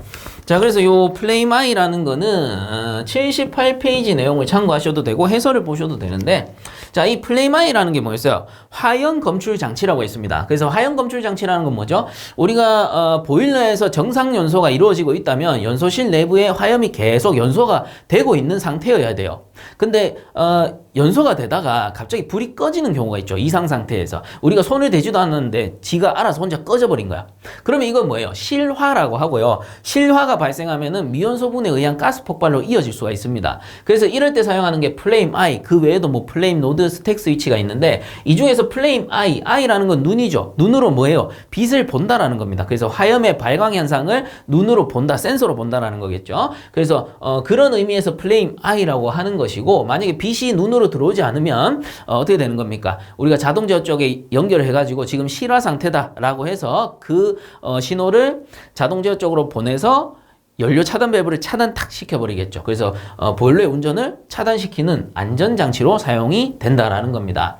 자, 그래서 이 플레임 I의 종류들을 물어보는 문제인데, 뭐 사실 크게 정리하면 이 정도가 되는 겁니다. 그래서 하나씩 살펴보게 되면 황화 카드뮴 셀이라는 거는 줄여서 CDS 셀이라고도 불러요. 그래서 요 S가 뭐예요? 황이죠, 황의 화학 기호입니다. 그리고 요 CD라는 게 카드뮴을 뜻하는 거예요. 그래서 우리가 줄여서는 CDS 셀 이렇게 쓰기도 한다라는 겁니다. 그 다음에 황화 납셀이라는 거는 자, 요 S는 황이 될 거고요. PB가 뭐예요? 납의 화학 기호겠죠. 자, 그래서 황화 납셀은 PBS 셀이라고도 하는구나. 이렇게 알아두시면 된다라는 거예요. 그래서 CDS 셀, 황화 카드뮴 셀, PBS 셀, 황화 납셀. 아하, 이제는 이해가 가실 겁니다. 자, 그 다음에 광전관 또는 뭐 자외선 광전관 이렇게 나타내는데, 플레임 I의 대표적인 게 바로 광전관입니다. 그리고 광전관의 종류로는 적외선 광전관도 사실 있어요. 있고 자외선 광전관도 있는데, 왜 자외선만 이렇게 별도로 빼놨냐? 엄밀히 따지면 이 광전관 안에 자외선 광전관도 있고 적외선 광전관도 있습니다. 근데 여러분들 문제 풀어보시면 아시겠지만 뭐 필답형으로 넘어가도 비슷해요. 객관식으로 풀어봐도 그렇고 필답형으로 넘어가도 이 적외선 광전관이라는 말은 잘 안 씁니다. 그 이유가 뭐냐면은 실제로 사용을 잘 안 해요. 왜 그러냐? 이 자외선에 비해서 적외선 빛 에너지는 너무 미미해요. 미미하다 보니까 이 신호를 증폭시키고 에너지를 증폭시켜서 다시 보내야 되는데 그러려니 효율이 많이 떨어지죠. 그래서 잘 안 쓰고, 거기에 비해 빛 에너지가 큰 자외선을 많이 쓰는 겁니다. 그래서 제가 이렇게 정리해둔 이유는 자외선 광전관은 간혹 별도로 문제에 나와요. 그래서 가스 보일러용으로 간혹 문제 나오기 때문에 제가 해설에서는 별도로 이렇게 정리를 해 드린 겁니다. 그래서 엄밀히 따지면 이 자외선 광전관이 광전관 안에 포함된 내용인데 가스 보일러에만 쓰는 것은 이라고 물어본다면 자외선 광전관을 물어보는 것이다 해서 제가 별도로 그냥 빼놓은 것 뿐이고요. 그리고 사실 자외선 광전관도 가스용뿐만 아니고 기타 액체 연료에 사용을 할 수 있는데 효율이 많이 떨어져요. 그래서 거의 사용을 안 하고 가스 보일러용으로 대부분 자외선 광전관을 쓴다. 이렇게 이해만 해두시면 좋을 것 같습니다. 자, 그래서 13번 문제에 보일러 연소 시 화염 유물을 검출하는 연소 안전장치인 플레임 I에 사용되는 검출 소자가 아닌 것은 1번이 되겠죠. CUS 셀이란 건 없고요. 자, 2번에 광전관 여기 있고요. 그 다음 3번에 CDS 셀, 황화 카드뮴 셀 있고요. 그 다음에 4번에 PBS 셀, 황화 납셀 이렇게 있는 겁니다. 자, 그래서 13번에 틀린 것은 1번이 되겠고요. 자, 그 다음 넘어가도록 하겠습니다. 자, 14번 문제. 난방부하 계산에 반드시 고려하여야 하는 것은 이렇게 돼 있습니다. 그래서 답부터 알려드리면 4번인데요. 건축물의 벽체, 천장 등을 통해 외부로 방출되는 열량이라고 나오죠. 자, 그래서 부하라는 거는 크게 두 가지로 나눌 수 있어요. 어떻게 나누느냐? 우리가 똑같은 실이 있다라고 가정을 해보고요. 한쪽은 냉방부하고 한쪽은 난방부하다. 이렇게 가정을 한번 해볼게요. 그러면 냉방부하라는 것은 계절로 따지면 여름철이죠. 우리가 에어컨을 틀어야 되니까. 그래서 여름철에는 이 뜨거운 태양의 열이 확 전달된단 말이에요. 그러니까 실외의 온도가 어때? 상대적으로 높고 실내부의 온도가 상대적으로 낮습니다. 그러면 어떻게 되느냐 하면은 이 뜨거운 열량이 실내로 이렇게 침투하려고 그래요. 그러면 냉방부하라는 건 사전적인 의미로는 실내에 발생한 열을 제거한다 그래요. 열이 이렇게 침투하다 보니까 실내 열을 제거하는 거를 우리는 냉방을 한다라고 하고 이 뜨거운 열을 냉방부하라고 합니다. 자, 여기서 중요한 거 뜨거운 열이 냉방 부하예요. 이게 중요한 거예요. 자, 그리고 난방 부하라 하면 계절로 따지면 겨울철이 되겠죠. 겨울철이면 어떻게 돼? 실외의 온도가 상대적으로 낮고요. 실내의 온도가 상대적으로 높아요. 그럼 실내에서 열이 바깥으로 손실되는 경향이 있겠죠. 그렇기 때문에 난방부와 뭐 보일러를 돌린다고 하면은 우리가 실내에 있는 손실된 열량, 밖으로 손실된 열량을 보정한다라고 해요. 사전적인 의미로는. 그렇기 때문에 이 난방부하라는 것은 결국은 차가운 열량이 된다라는 거죠. 그래서 이렇게 접근하시면 돼요. 냉방부하는 뜨거운 열량, 난방부하는 차가운 열량, 이렇게 접근하시면 쉽습니다. 자, 그래서 우리가 보기를 하나씩 볼 건데, 보기 1번에 보시면 인체로부터 발생하는 현열량이라고 돼 있죠. 그 2번도 똑같아요. 인체로부터 발생하는 잠열량 뭐 이렇게 돼 있는데, 인체로부터라고 하면 실내에 있는 사람을 얘기하는 거예요. 실내에 있는 사람. 그러면 실내에 있는 사람은 뭐예요? 열을 발생시키겠죠. 이렇게 방열을 합니다. 우리가 그냥 체온이 밖으로 전달될 수도 있고 실내에 있더라도 실내 공기로 체온이 전달되잖아요. 그리고 이거는 여름철이든 겨울철이든 똑같아요. 몸에 지닌 현열량과 잠열량, 우리가 말할 때 침 이런 거 있잖아요. 이건 잠열량이거든요. 수분이 섞여 있기 때문에. 그리고 가만히 서 있을 때 내 몸에서 발산되는 열량은 현열량이에요. 수분이 함유되지 않은 거, 이런 것들. 그래서 어쨌든 사람이 열을 발생시키는 거야. 이건 뭐예요? 어찌 보면 뜨거운 열량을 발생시키는 거죠. 그렇기 때문에 이 냉방부하에는 속하게 됩니다. 열을 발생시키기 때문에. 근데 난방부하에는 속할 수 있을까요? 열을 발생시키니까 난방부하는 뭔데? 차가운 열량이 부하라며. 그렇기 때문에 열을 발생시키게 되면 난방부하를 오히려 보정해 주는 거지 부하로 볼 수는 없다라는 거예요. 그래서 1번, 2번은 아닌 것이고 난방부하가 아니죠.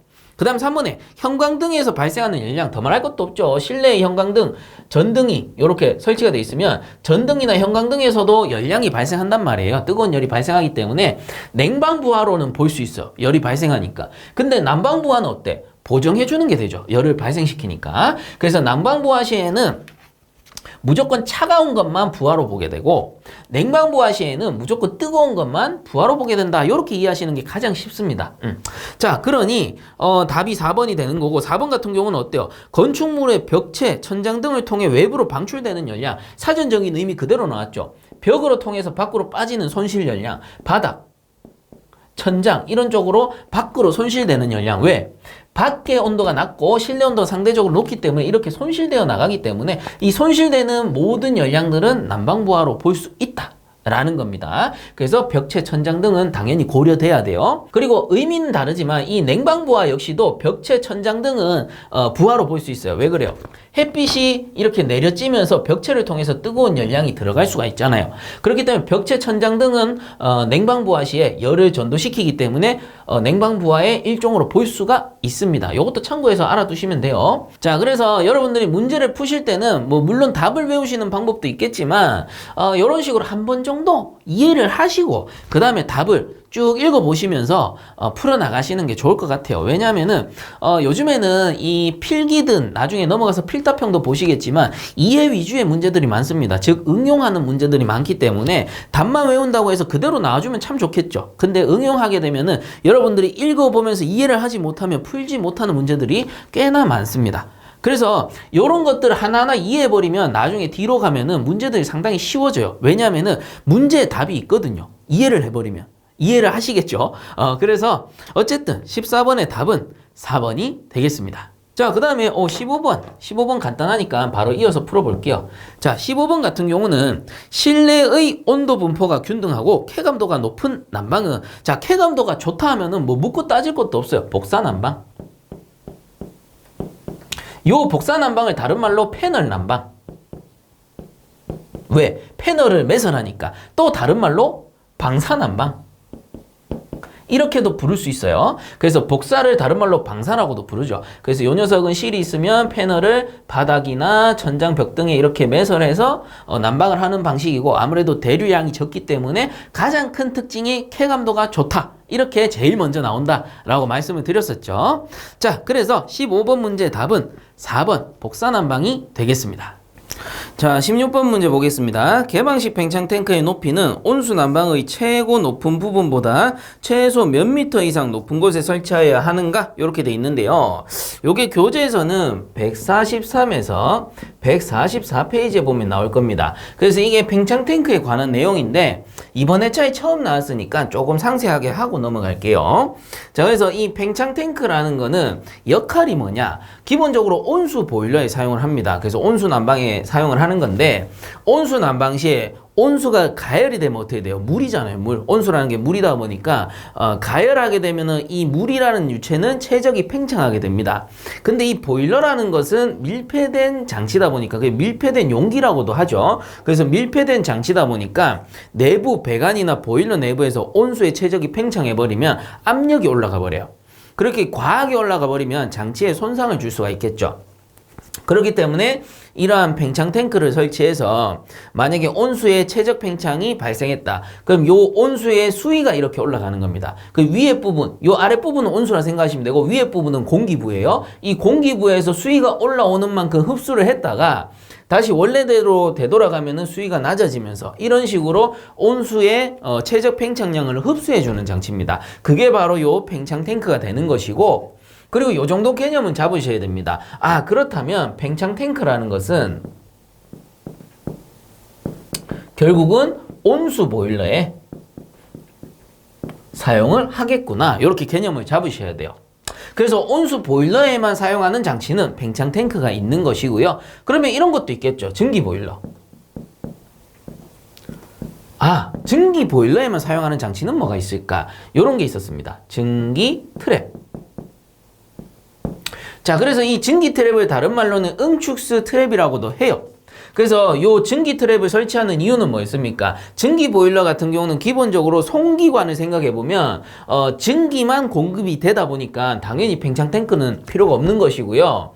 그리고 환수할 때는 이제 응축수 상태로 환수를 하게 되는데 이 응축수가 배관 안에 가득 차는 게 아니고 응축수와 일부 기체가 섞여서 환수된다라고 했죠. 자, 이렇게 응축수랑 기체랑 섞여버리면 잘못하면 수격작용이 발생하니까 그걸 방지하기 위해서 증기 트랩을 사용한다라고 했습니다. 그래서 증기 트랩에서 응축수와 기체를 이렇게 머금고 있다가 내부에 있는 기체가 식으면 응축수로 바뀌니까 응축수 상태로만 환수시켜주는 역할을 하는 게 바로 이 증기 트랩, 다른 말로는 응축수 트랩이라고도 부른다라고 했죠. 그렇기 때문에 자연스럽게 증기 보일러에는 증기 트랩이 사용이 되는 것이고 온수 보일러에는 팽창 탱크가 사용이 된다. 이렇게 생각하시면 되는 겁니다. 그래서 온수의 최적 팽창을 흡수해야 되니까 팽창 탱크, 증기 보일러는 필요가 없는 거예요. 송수 주관을 통해서 들어가니까. 그리고 증기 트랩 같은 경우는 증기 보일러의 환수관에 응축수 상태로만 환수시켜주기 위해서 사용하는 장치가 바로 이 증기 트랩이다. 이렇게 개념을 잡으시면 된다라는 겁니다. 그래서 이게 문제에서 자주 출제되기 때문에 제가 한번 언급을 해드리는 거고요. 그렇다면 이제 문제로 돌아갈 건데 이 팽창 탱크라는 거는 기본적으로 온수의 최적 팽창을 흡수하는 역할도 있지만 그 외에도 몇 가지 역할이 더 있습니다. 자, 여기 보시면 급수관이 있죠. 그래서 급수관을 통해서 필요한 급수를 행해줄 수도 있는 것이고요. 그리고 여기 위에 공기가 이렇게 차 있다. 이 공기를 배관 내부에 있는 온수 입장에서 보자면 불응축가스로 볼 수가 있죠. 그래서 공기를 불응축가스라고도 하니까, 자, 근데 이 불응축가스가 배관 내부에 온수만 순환하면 참 좋겠는데 섞여 다니면은 순환 효율이 떨어집니다. 그리고 거꾸로 생각해 보세요. 배관 내부에 온수 보일러니까 온수가 가득 찬 상태로 지나가 주는 게 열 효율이 가장 좋겠죠. 왜? 온수가 열 에너지를 다 가지고 있잖아요. 근데 공기가 들어차면 들어찬 공기의 양만큼 열이 손실된다라고 볼 수밖에 없죠. 온수가 아니니까. 자, 그래서 순환 효율도 떨어지고 난방 효율도 떨어지기 때문에 이러한 공기, 불응축가스를 배제시켜 줘야 돼요. 자, 그렇게 하기 위해서 팽창 탱크는 온수 보일러의 최상단에 설치를 해주는 겁니다. 자, 그럼 문제로 잠깐 돌아가서 16번에 개방식 팽창 탱크의 높이는 온수 난방의 최고 높은 부분보다 최소 몇 미터 이상 높은 곳에 설치하느냐, 이 말인즉슨 최고의 방열기 및 방열관보다 몇 미터 높게, 법적으로는 1미터 높게 설치를 해줘야 된다라는 겁니다. 자, 그래서 이제 답은 나왔죠. 이 공기를 빼주기 위해서 불응축가스를 빼주기 위해서 팽창 탱크라는 것은 온수 난방 최고의 높은 부분보다 1m 높게 설치한다라는 것이고요. 그래서 답은 2번이 되는 겁니다. 자, 그리고 나온 김에 해설도 같이 읽어보고 넘어갈게요. 개방식 팽창 탱크는 보통 온수 85에서 90도씨, 기준은 100도씨 이하라고 보시면 돼요. 그래서 100도씨 이하의 일반 주택 등에 사용되며 최고층 방열기로부터 팽창 탱크 수면까지 1m 이상 높은 곳에 설치한다. 요게 중요하다라는 거죠. 그 다음에 용량은 온수 팽창량의 2에서 2.5배로 한다. 요것도 보시고요. 그 다음 구성을 보게 되면 급수관, 안정관, 배기관, 오버플로우관, 팽창관, 배수관 이렇게 나옵니다. 그래서 이게 개방식 팽창 탱크의 구성이다 라고 보시면 되고요. 요것만 한 번 더 짚어보고 넘어갈게요. 기본적인 구성은 가장 중요한 게 요 팽창관입니다. 이 팽창관이라는 것이 보일러에 환수 주관에 설치가 돼요. 그래서 요거를 약식으로 그려드리면 보일러가 이렇게 있으면 보일러에 방열기가 있고 온수를 이렇게 보내고요. 환수를 시키겠죠. 이런 식으로. 그러면 요 환수관 쪽에 팽창 탱크를 이렇게 설치한다라는 겁니다. 근데 물론 이 문제에서는 만약에 방열기가 위에 있으면 방열기보다 더 높이 이 위에 이렇게 설치를 하겠죠. 1m 높게 설치해라라고 했으니까. 근데 말 그대로 제가 약식으로 그린 거니까 그런갑다 하고 보시면 돼요. 자, 그래서 요 상태에서 팽창 탱크를 설치하고 이 환수 주관과 연결된 요 배관이 팽창관이 돼요. 그럼 이 팽창관이 결국은 어떻게 하는 거예요? 이 보일러 내부의 온수라든가 이 배관 안에 있는 온수의 최적이 팽창하면 수위가 올라가면서 그 최적 팽창량을 흡수해 주는 겁니다. 그때 필요한 게 바로 이 팽창관인 거죠. 그래서 요 팽창관을 이론 서적에서는 이렇게 밑에서 그린 게 아니고 아마 이렇게 옆에서 그려줬을 거예요. 근데 저는 좀 더 직접적으로 보여드리려고 바로 밑에다 그린 거니까 그런갑다 하고 보시면 될 것 같아요. 자, 이렇게 그리도록 하겠습니다. 자, 요게 바로 팽창관입니다. 그래서 팽창 탱크에서 가장 중요한 배관이 팽창관이 되겠구나 이렇게 보시면 되고, 그 다음에 급수관이라는 게 있죠. 그래서 급수관은 필요시에 급수를 행해주는 관입니다. 그래서 급수를 보일러에 바로 해주는 게 아니고 그냥 팽창 탱크에다 급수를 해주게 되면 환수 주관을 따라서 들어가기 때문에 일부 그 급수가 차가운 급수가 들어가더라도 예열해주는 효과가 있는 거예요. 그렇기 때문에 보일러에 차가운 물을 바로 넣어주는 게 아니고 가급적 온수 보일러는 팽창 탱크를 통해서 급수를 행해준다라는 겁니다. 자, 그 다음에 볼 게 배수관이 또 있네요. 배수관이라는 것은 팽창 탱크 내부에 있는 물을 비울 때 쓰는 거겠죠. 그래서 팽창 탱크를 청소한다거나 점검할 때 사용을 하겠구나 이렇게 보시면 되고요. 그 다음에 오버플로우관이라는 게 있는데 오버플로우관 같은 경우는 이 최적 팽창이 좀 심하게 발생해서 수위가 이렇게 많이 올라온다. 그러면 이 넘치는 거를 방지하기 위해서 이렇게 넘치기 전에 빼주는 관입니다. 그래서 오버히트 했다. 그때 사용하는 게 오버플로우 관이다. 이렇게 보시면 되는 거고요. 근데 오버플로우 관에서도 이렇게 빼준다고 빼줬는데도 최적 팽창량이 너무 큰 거야. 그래서 이게 막 넘치려고 그래. 더 올라가요, 수위가. 빼주는데도 올라가는 거야. 그러면 어쩔 수 없이 마지막에는 최후의 보루 안정관에서 빼준다라는 거겠죠. 그래서 안정관 또는 방출관이라고도 하는 겁니다. 자, 그 다음 메뉴에 있는 게 배기관 또는 통기관이라고 하는데 요 배기관이 결국은 공기를 밖으로 빼주는 관이 된다라는 겁니다. 그래서 공기를 밖으로 빼주기 때문에 통기관이라고도 하고요. 이 배기관이 외부에 노출되어 있기 때문에 이게 개방식 팽창 탱크가 된다. 이렇게 보시면 되는 겁니다. 그래서 기본적인 구성은 이렇다라고 알아두시면 됩니다. 그리고 여기에 이어서 문제에 또 자주 나오는 것 중에 하나가 뭐냐면은 팽창관 끝부분은 팽창 탱크 바닥면보다 25mm 정도 높게 배관한다. 이런 사항이 있어요. 그 뭐냐면은 요 팽창관을 이 팽창 탱크 바닥면에 연결하는 게 아니고요. 조금 위로 올려서 설치한다는 겁니다. 이 올리는 높이가 대략 한 25mm 정도.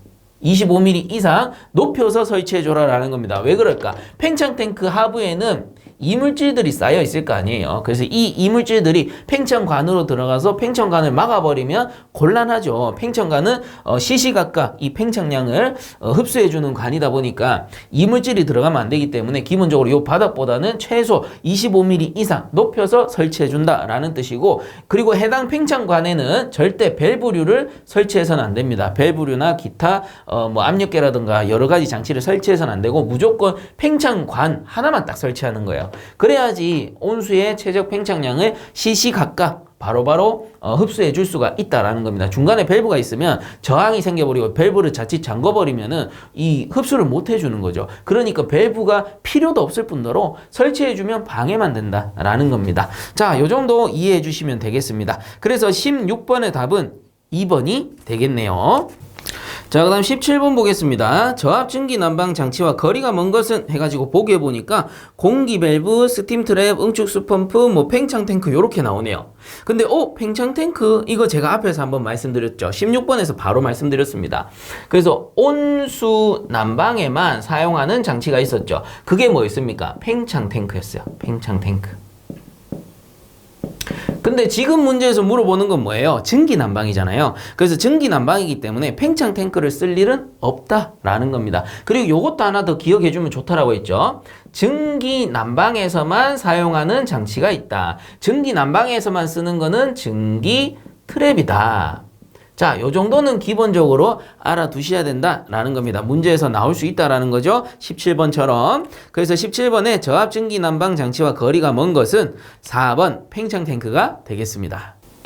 자, 다음 18번 문제 보겠습니다. 보일러 열정산 방법에서 출열 항목에 해당되는 것은 이렇게 물어봤네요. 자, 그래서 제가 보일러 열정산 출열 항목과 이별 항목을 이렇게 정리를 해뒀습니다.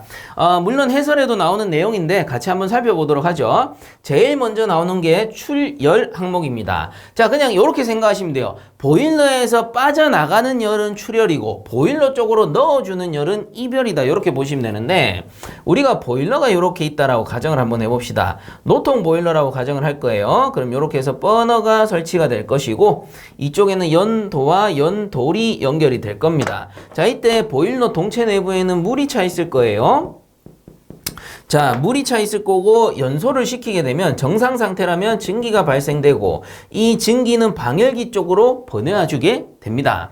자, 이렇게 두고 우선은 출열 항목을 알아볼 겁니다. 자, 첫 번째 나오는 게 불완전 연소에 의한 손실이라는 게 있죠. 그래서 불완전 연소라는 거는 이전에도 한번 봤었는데 우리가 연료가 예를 들어 100이 들어갔으면 100이 다 타면은 완전 연소 되는 겁니다. 껌댕이나 이런 게 없어요. 근데 이 연료 100 중에 80은 타고 20은 안 탔어요. 그러면 20은 불완전 연소가 된 거죠. 그래서 불완전 연소됐기 때문에 요 20만큼은 검댕이로 변해서 나가버리는 거예요. 그래서 실제 100이라는 연료를 넣었을 때 100이 완전 연소되면 우리가 열 효율을 100을 봤다라고 가정을 하면 여기서는 80이 연소하고 20은 불완전 연소했으니까 80밖에 효율을 못 본 겁니다. 그래서 요 20만큼은 손실로 보는 것이고 이 손실은 어떻게 돼? 바깥으로 빠져나가 버리니까 출열 항목에 속한다라는 겁니다. 그리고 참고적으로 불완전 연소나 미연소나 비슷한 개념이다라고 보시면 됩니다. 자, 여기서 똑같아요. 80은 타고 20은 불완전 연소가 아니고 이번에는 아예 연소가 안 됐어요. 미연소가 된 거야. 미연소는 뭐예요? 미연소분이라는 거는 연료는 연료인데 제대로 연소되지 않았기 때문에 불이 꺼진 상태에서 미연소분이 남아있게 됩니다. 요 20이라는 미연소분이 남아있는 상태에서 불이 꺼져 있다가 운전자가 체크를 안 하고 프리포지 포스트포지 안 하고 운전을 시작해버리면 스파크 빵 튀면서 뻥 터져버리죠. 가스 폭발로 이어질 수가 있는데 개념은 똑같아요. 이게 불완전 연소가 되었든 아니면 미연소분으로 남았든 둘 다 손실로 이렇게 나가버린다라는 겁니다. 자, 그렇기 때문에 미연소에 의한 손실량도 우리는 출열 항목으로 볼 수 있다라는 것이죠. 그럼 두 가지는 이제 해결이 됐고요. 그 다음에 2번에 보시면 발생증기 보유열이라고 나옵니다. 자, 이 발생증기 보유열은 보일러에서 가열한 요 증기죠. 이 증기는 실제 방열기 쪽으로 보내어서 난방 효과를 보는 거예요. 그렇기 때문에 보일러에서 빠져나가는 출열은 맞지만 뭡니까? 손실이 아닌 유효 출열로 본다라는 겁니다. 우리가 효과를 보는 거니까 유효 출열로 본다. 참고하시면 되고요. 그 다음 세 번째, 노벽 방사 손실이라고 있습니다. 요건 뭐냐면은 그냥 보일러 동체가 있으면 동체 밖으로 이렇게 빠지는 열량 또는 배관 외부로 빠지는 열량. 왜 그래요? 보일러 자체가 고온 고압 장치다 보니까 상대적으로 주변의 열이 낮을 거 아닙니까? 주변의 온도가 낮다 보니까 이 방사 손실이라 그래요. 외면으로 빠져나가는 거를 방사 손실이다. 그래서 요런 노벽 방사 손실 역시도 보일러에서 빠져나가는 거니까 출열 항목에 속한다라는 겁니다. 그 다음에 4번에 보시면 배기가스에 의한 손실량이라고 돼 있죠. 그래서 배기가스라는 거는 엄밀히 따지면은 불완전 연소분 또는 미연소분 이런 것들이 다 모여 있는 거예요. 다 똑같이. 그래서 연소하고 나서 이제 연소가 잘 되었든 못 되었든 어쨌든 간에 빠져나가는 게 다 뭡니까? 배기가스란 말이에요. 그래서 폐열이란 말이에요. 그래서 요 배기가스에 의한 손실량이 빠져나갈 때 가장 크다라는 겁니다. 모든 미연소분, 불완전 연소분, 폐열 이런 걸 합쳐놓은 거니까 이 손실량이 가장 크다. 요렇게 정의를 하시면 된다라는 겁니다. 그래서 이 손실량, 배기가스 손실량이 가장 크고 많기 때문에 우리가 이걸 그냥 버리기 아까워서 폐열 회수 장치, 과제, 절, 공을 설치하는 거죠. 요런 개념으로 접근하시면 됩니다. 어쨌든 얘들은 다 뭐예요? 보일러에서 다 빠져나가는 거니까 출혈 항목이다. 그리고 요거를 외우는 방법이 있었습니다. 뭐였습니까? 불, 발, 방, 배, 미 였죠. 그래서 불발, 방배미, 불발, 노벽 방사, 방배미 요렇게 외우시면 되는 겁니다. 자, 그래서 불발, 방, 배, 미 이렇게 외우시면 된다라는 거예요. 그래서 노벽 방사 손실이라고도 하고 그냥 방사 손실 이렇게 읽기도 한단 말이에요. 자, 그리고 이 중에 중요한 건 뭡니까? 요 발생 증기 보유열은 다른 거는 다 손실인데 요 놈은 유일하게 유효 출혈이다. 요것도 한 가지 익혀 두셔야 됩니다. 자, 그리고 이제 이별 항목을 봅시다. 이별 항목이라는 거는 보일러 쪽에 넣어주는 열이에요. 그 보일러에 넣어주는 열은 크게 많지 않아요. 하나밖에 없습니다. 이 연소실 내부로 넣어주는 거. 연소실에서 연소를 하니까 가열이 돼서 우리가 증기가 발생하는 거잖아요. 그래서 보일러에서 열을 넣어주는 방법은 연소실 안에 넣어주는 방법밖에 없어요. 그러니까 뭐겠어요? 이 연료에 관한 내용들이 나오겠죠. 그래서 보시면은 연료의 저희 발열량, 연료의 현열 또는 연소용 공기 현열. 그래서 공기도 넣어주는데 공기를 예열하게 되면은 이 공기의 열량도 우리가 이별 항목으로 볼 수 있다라는 겁니다. 연소실 내부로 들어갈 거니까. 그 외에도 이제 급수에 의한 현열, 절탄기를 사용했을 때, 그래서 물을 넣어줄 때 이 급수를 예열해서 넣어주면은 그 급수의 열 또한 들어가는 거니까 우리가 요거는 이별 항목으로 본다라는 겁니다. 그 다음 5번째, 논의 분입 증기에 의한 이별이라는 게 있는데 요거는 우리가 벙커 CU를 사용할 때 이 벙커 CU는 너무 끈적끈적해서 무화가 잘 안 된단 말이에요. 그래서 이 논에다가 이 벙커 CU를 무화시키기 위해서 일부 증기를 넣어주는 경우가 있습니다. 그때 증기가 가진 열량 또한 이별로 본다라는 거겠죠. 그래서 요 이별 항목은 제가 정리해드린 게 연료, 공기, 물, 증기다. 이때 증기는 논의 분입 증기가 된다라는 겁니다. 자, 요렇게 기억을 해주시면 됩니다. 그래서 가장 좋은 거는 요걸 외워버리시면 가장 좋죠. 불발, 방배미 그 외에는 뭡니까? 이별 항목이겠구나. 요렇게 보시면 된다라는 거죠. 자, 그래서 18번에 출혈 항목에 해당되는 것은 불발 방배미 중에 하나 찾으면 되죠. 그래서 답은 4번이네요. 발생 증기 보유열, 요 녀석이 유효 출혈이면서 출혈 항목에 속하는 거다. 그리고 나머지 보면은 1번에 공기의 현열, 2번에 연료의 연소열, 3번에 연료의 현열은 뭡니까? 연료 또는 공기니까 요 녀석들은 이별 항목에 속하겠구나. 자, 그래서 18번의 답은 4번이 되겠습니다. 자, 그럼 19번 문제 보겠습니다. 굴뚝 높이 100m, 배기가스의 평균 온도 200도씨, 외기 온도 27도씨, 굴뚝 내 가스의 외기에 대한 비중을 1.05라고 할 때 통풍력은 어떻게 되는가? 이렇게 물어봤습니다. 자, 그래서 해설에서는 제가 요 약식 공식을 정리해 드렸어요.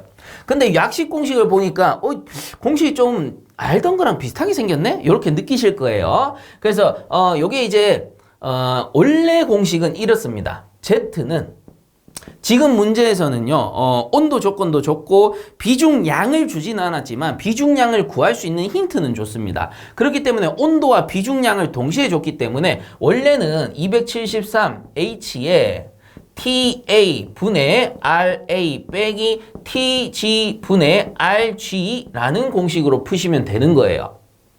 이게 뭐였죠? 온도 조건과 비중량의 조건을 동시에 줬을 때 이 공식을 사용한다라고 배웠죠.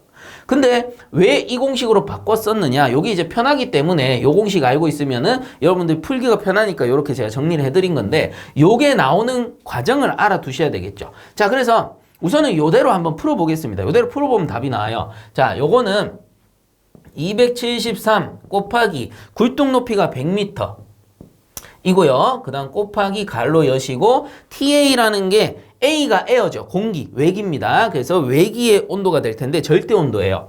273 더하기 27이 될 거고요. 분해, 자, 공기의 요 RA가 비중량이라고 합니다. 뭐 밀도라고도 간혹 문제에서 나오기도 합니다. 그래서 요 공기의 비중량은 문제에서 안 주더라도 여러분들이 알고는 계셔야 돼요. 뭐냐면은 1.294였습니다. 우리가 이론 그 공식 배울 때 이론에서 나왔던 내용이긴 한데 만약 기억이 안 나시면 지금이라도 외워두세요. 1.294 공기의 비중량.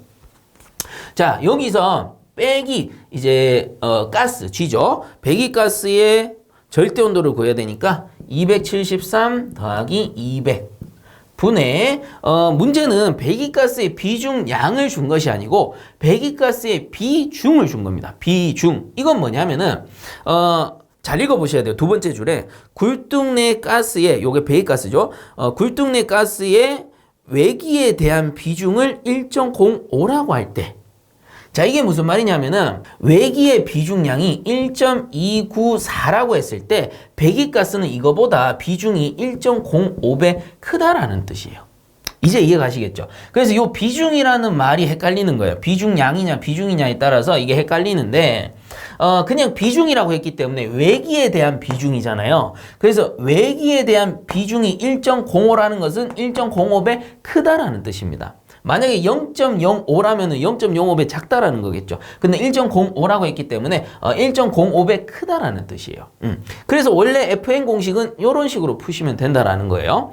자, 이렇게 해서 계산을 해내 보면은 39.334가 나와요. 그래서 단위로는 미리 아쿠아가 되는 것인데, 그러면 요 공식 그대로 풀어도 되는데 왜 굳이 요렇게 괜히 헷갈리게 만들어놨냐. 이거 선택입니다, 여러분들. 헷갈린다 하면은 그냥 요 공식으로 그대로 푸시면 돼요. 문제가 정확하게 이해 가신다면. 근데 이 문제에서 중요한 건 뭐냐면은 그냥 단순하게 얘기하면 공기의 비중량을 따로 준 게 아니고요. 그냥 공기의 비중량에 대한 배기가스의 비중을 준 거잖아요. 그죠? 공기의 비중량을 주거나 배기가스의 비중량을 따로 준 게 아니기 때문에 요런 공식으로 그냥 약식으로 바꾼 겁니다. 어떻게 바꾸냐면 1.294 똑같죠? 얘들 두 개를 이렇게 빼내는 거예요. 똑같기 때문에. 그러면 요 빼내서 여기다 곱하기 1.294 하게 되면은 결국 요 값이 나온다는 겁니다. 그래서 곱하기 1.294 한 거니까 양쪽에 곱하면 또 곱하면 이렇게 되는 거죠. 그래서 1 곱하기 1.294 하니까 요놈 되는 거고, 그 다음 요거는 배기가스 곱하기 1.294 하니까 요놈 되는 거고, 뭐 그런 형식입니다. 그래서 273 곱하기 1.294 하게 되면 대략 353이 나오기 때문에 요런 공식으로도 풀 수 있다라는 겁니다. 그래서 위의 공식으로도 그대로 정리를 한번 해보면 353 곱하기 100이죠. 굴뚝 높이. 그 다음에 곱하기 요렇게 해가지고 TA는 요 밑에 거 273 더하기 27분의, 자, 요거는 그냥 1입니다. 1. 요 공식에서는 1입니다. 왜? 여기서 빼냈으니까. 빼기 밑에 거 273 더하기 200 분의 여기서는 그 비중을 그대로 넣어주시면 되는 거예요. 1.05 그대로 넣어주시면 된다라는 겁니다. 그래서 요렇게 해서 풀어도 된다라는 거예요. 자, 그래서 요거 이제 풀어보게 되면은 답이 39.305mm 아쿠아가 된다라는 겁니다. 자, 그래서 약식 공식으로 알려드릴 수도 있고요. FM으로 알려드릴 수도 있는 건데 이해를 하시고 약식 공식 하나 외워놓으시면은 아무래도 푸는 시간이 좀 단축될 수는 있겠죠. 근데 이게 더 헷갈린다 하시는 분들은 그냥 원래 FM 공식대로 푸셔도 상관은 없습니다. 그래서 저는 이해를 도와드리고자 두 가지 모두 알려드리는 것이고, 해설에서는 요 약식 공식으로 적용을 해뒀다는 거. 자, 그래서 19번의 답은 4번이 되겠습니다. 자, 그다음 20번 문제 보겠습니다. 수관식 보일러에서 전열면의 증발율을 구하는 식은이라고 해서 제가 미리 정리를 해뒀습니다. 그래서 교재에서는 98페이지에 나오는 내용 중 하나고요. 자, 전열면 증발율이라고도 하고 그냥 별말 없으면 전열면 실제 증발율을 얘기하는 겁니다. 그래서 전열면 실제 증발율이라는 거는 전열 면적분의 실제 증발량으로 구할 수 있고, 기호로는 HA분의 G, 요게 뭡니까? G라는 게 실제 증발량인데 실제 증발량은 kg/h가 되겠죠. 그리고 요거는 전열 면적이니까 미터 자승이 아래쪽에 들어가게 됩니다. 그래서 전열면 실제 증발률 또는 전열면 증발률은 kg/m 자승 h로 나타내기도 해요. 그 다음에 똑같은 공식인데 요 증발량이 상당 증발량일 때, 그래서 여기 보시면 G이죠. 상당 증발량일 때는 전열면 상당 증발률로 읽어줍니다. 그래서 다른 거 없어요. 단위도 똑같아요. 킬로그램 퍼 아워에다가 미터 자승을 나눈 거기 때문에 단위도 똑같습니다. 그래서 요게 상당 증발량이냐 그냥 실제 증발량이냐의 차이고요. 통상 문제에서 상당이라는 말을 안 붙이고 그냥 전열면 증발률이라는 말만 쓴다면 실제 증발률을 나타내는 거예요. 그리고 상당 증발률 같은 경우는 무조건 상당 증발량이라고 표시를 해줍니다. 자, 그렇기 때문에 20번의 답은 2번이 되겠죠. B1은 전열 면적분의 매시 실제 증발량이 됩니다. 그래서 여기서 뭐 따로 상당 증발률이라는 말이 없기 때문에 답은 2번이 되겠습니다. 자, 그 다음 21번 보겠습니다. 보일러 난방기구인 방열기에 대한 설명 중 틀린 것은 이렇게 물어봤는데 교재에서는 69에서 70페이지에 있는 내용을 참고해 주시면 될 것 같고요. 그래서 보면은 1번에 주형 방열기에는 2세주, 3세주, 4세주형의 세 종류가 있다 뭐 이렇게 돼 있는데 요거는 우리 방열기 종류가 2주형이 있고요. 그 다음 3주형이 있고요. 그 다음부터는 3세주로 넘어갑니다. 3세주형, 그 다음에 5세주형 요렇게 넘어가게 돼요. 그래서 요거를 이제 기호로 표시하는 방법이 2주형은 요렇게 표시하고 3주형은 요런 식으로 표시하고, 자 이제 세주형 같은 경우는 그냥 3 또는 5 이렇게 표시해요. 그리고 세주형 3 또는 5 숫자로 표시하기도 하고 3C 5C 이렇게 표시하기도 한다라는 겁니다. 근데 중요한 건 뭐예요? 여기에서 문제 보기에서는 2세주형이라고 했는데 세주, 2세주는 없어요. 2주형이 있고요.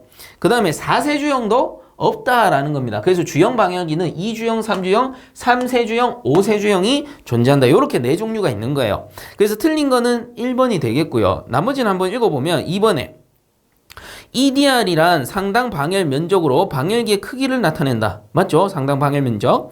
그 다음 3번에 벽걸이형 방열기는 벽면과 50에서 65mm 정도 간격을 두어 설치하는 것이 좋다. 그래서 교재에서는 요게 한 50에서 60mm 요 정도로 나오는데 대략 근사치로 그 정도다. 이렇게 보시면 됩니다. 그래서 3번도 맞다라고 보시면 되고요. 그 다음 4번에 보시면 전기 방열기의 표준 상태에서 발생하는 표준 방열량은 650kcal per hour 미터 자승이다. 그래서 hour랑 미터 요 자리만 바뀌었네요. 제가 쓰는 거랑. 저는 통상 단위를 어떻게 쓰냐. 전기 방열기의 표준 방열량은 650 kcal per 미터 자승 hour 이렇게 많이 쓰는데 요 hour랑 미터 자승의 자리를 바꾼 것 뿐입니다. 어쨌든 4번도 맞고요. 참고적으로 온수 방열기의 표준 방열량은 450 kcal per 미터 자승 hour가 되겠죠.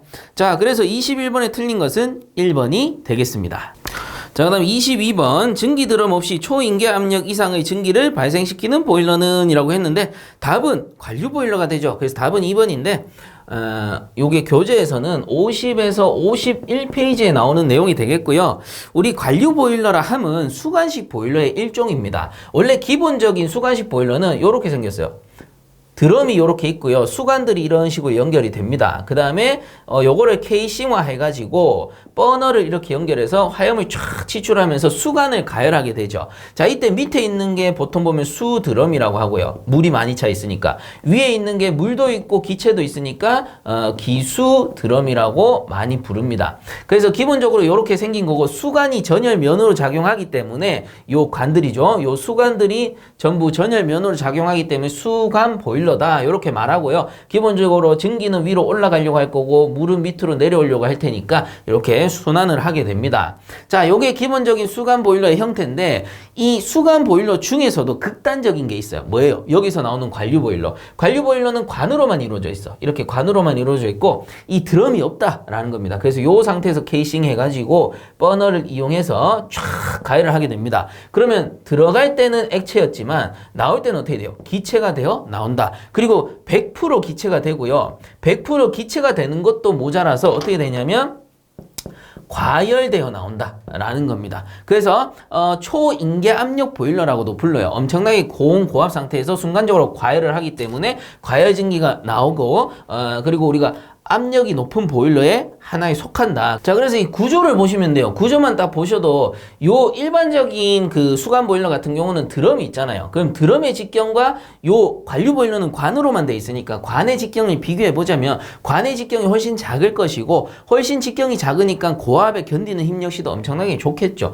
그래서 수간 보일러 중에서도 수간 보일러 자체가 원통 보일러에 비해서는 고압이지만 그 중에서도 극단적으로 초인기 압력하에서 사용할 수 있는 게 바로 요 관류 보일러가 된다라는 겁니다.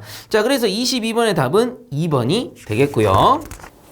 자, 그 다음 23번 보도록 하겠습니다. 기체의 정압 비열과 정적 비열의 관계를 옳게 설명한 것은 이렇게 돼 있습니다. 그래서 요거는 비열비만 잘 이해를 하시면 돼요. 우리가 비열비 K라고 하는데 비열비 같은 경우는 CV분의 CP라고 해서 정적 비열분의 정압 비열을 얘기합니다. 그래서 정적 비열, 정압 비열, 비열, 비열 간의 비기 때문에 요 녀석을 비열비라고 부르는 거예요. 그래서 요거는 정적 비열, 정압 비열이 됩니다. 근데 요 비열비 K의 특징은 항상 1보다 크다라는 거예요.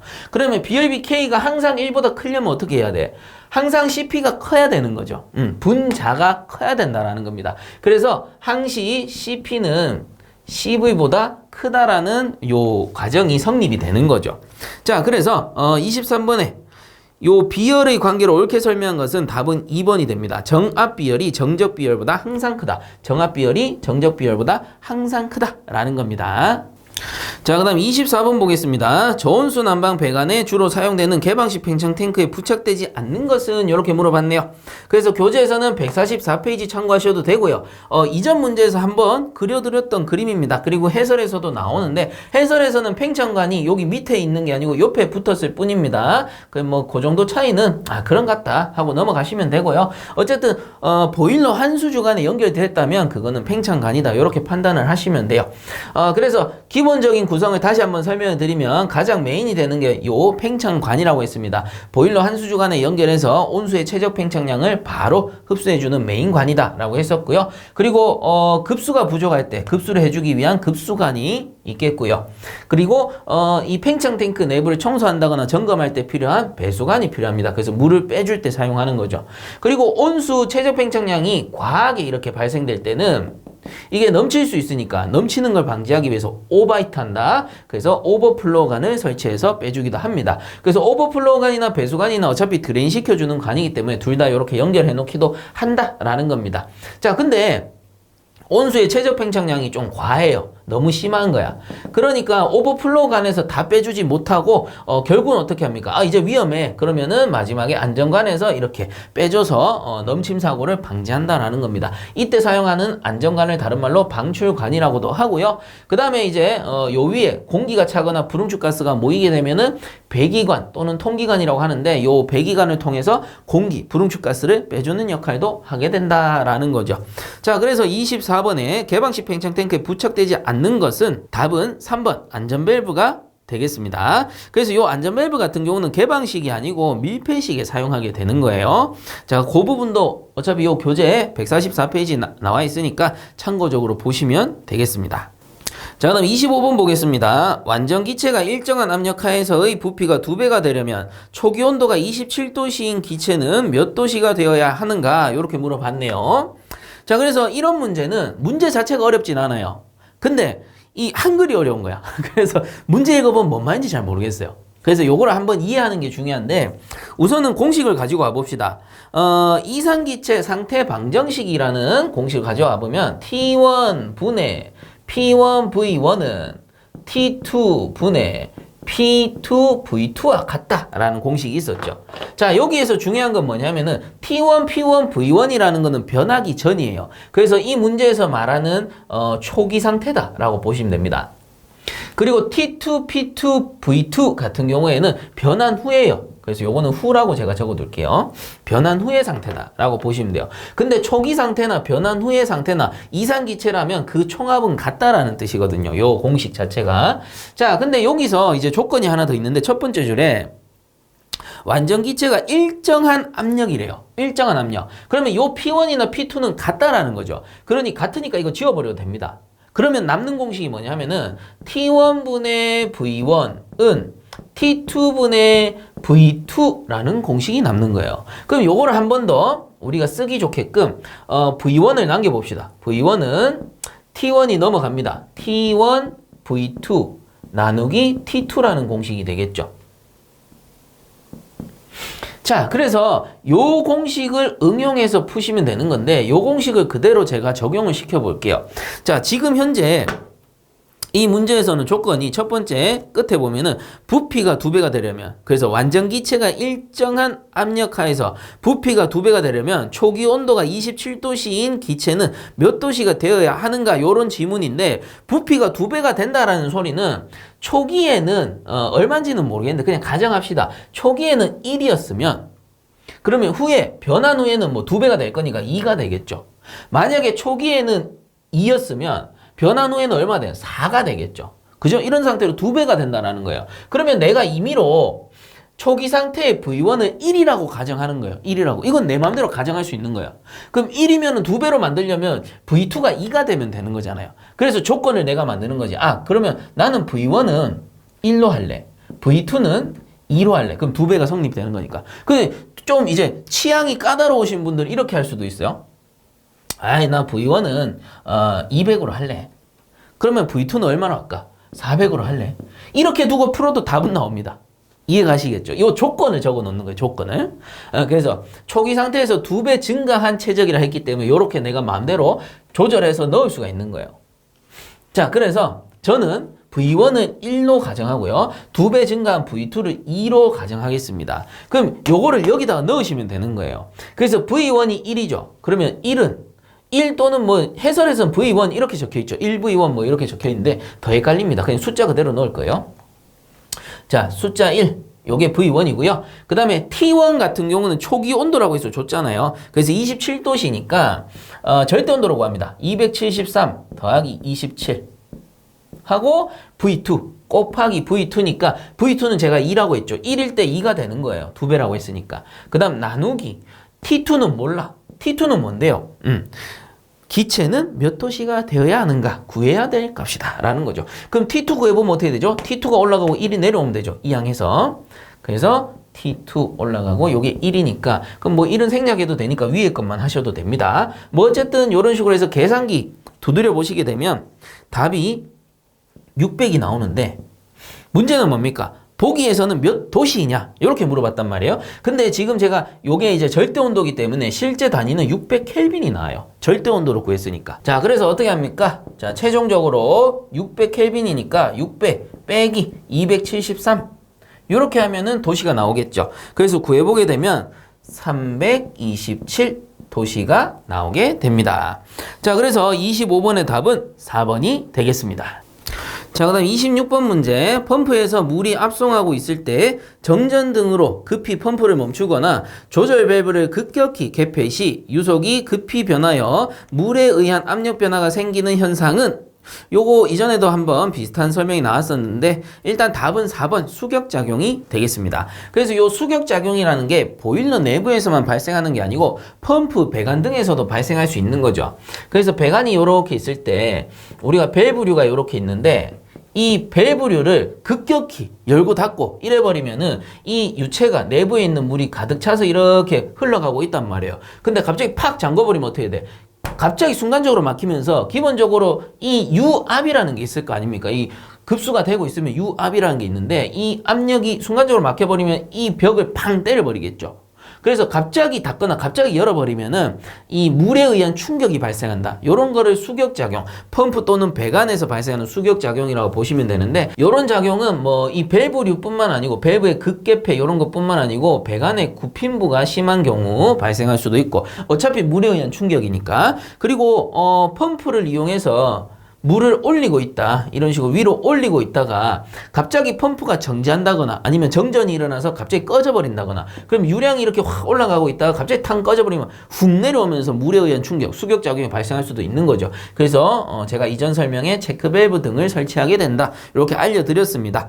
자, 그래서 이런 현상 이해를 하고 계시면 되는 거예요. 그래서 26번에 문제 한번 더 읽어보면 펌프에 의해서 물이 압송하고 있을 때 정전 등으로 급히 펌프를 멈추거나 조절 고철 배부를 급격히 개폐 시 유속이 급속히 변하여 물에 의한 압력 변화가 생기는 현상. 그래서 여기서는 뭐 물에 의한 충격이라고 하면 너무 쉬우니까 압력 변화 이렇게 이제 한번 돌려서 얘기를 한 겁니다. 그래서 답은 4번 수격작용이 되겠고요.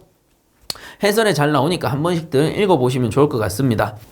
자, 그럼 27번 보겠습니다. 보일러 내부 부식의 발생 원인과 관계없는 것은 했는데, 자, 요거는 교재에서 보면은 179에서 181페이지에 관련 내용이 나오는데 그 교재 내용보다는 해설 내용이 더 좋습니다. 그래서 이번에는 해설을 저랑 같이 보도록 할게요. 자, 내부 부식 발생 원인이라고 해서 동그라미 1번에 보시면 급수 중 유지류, 산유, 염류, 탄산가스 등 불순물이 함유된 경우라고 해서 이 보일러 내부 부식입니다. 그러니 보일러 내부에서 발생하겠죠. 그래서 연도와 연돌이 이렇게 있으면 이 급수가 차 있을 겁니다. 노통 보일러라고 가정을 할게요. 그럼 이 보일러 동체 내부에서 발생하는 모든 부식을 내부 부식이라고 하는 건데 가장 이제 많이 발생할 수 있는 게 당연히 급수의 질이 안 좋으면 동체 내부가 부식하겠죠. 그렇기 때문에 첫 번째 급수 중 유지류, 산유, 염류, 탄산가스 등 불순물이 함유된 경우 부식의 원인이 되니까 내부 부식으로 이어질 수 있는 것이고 그 다음 동그라미 2번에 강제의 수축 표면에 녹이 생기면 국부적으로 전이차가 발생하며 이때 전류가 흘러 부식이 될 수 있다. 그래서 갈로에 보시면 점식의 원인이라고 나오는데 점식이 발생하는 이유가 동의 강제가 양극화되면 이 양극화된 부분에 급수 중에 녹아있던 용존산소가 들러붙는다라고 했죠. 그래서 이런 식으로 들러붙는 거예요. 들러붙어가지고 마치 점형식으로 부식을 시키게 된다라는 겁니다. 자, 그게 이제 동그라미 2번에 전이차가 발생하며 전류가 흐르면 양극화되니까 이 점식의 원인이 될 수 있다라는 것이고요.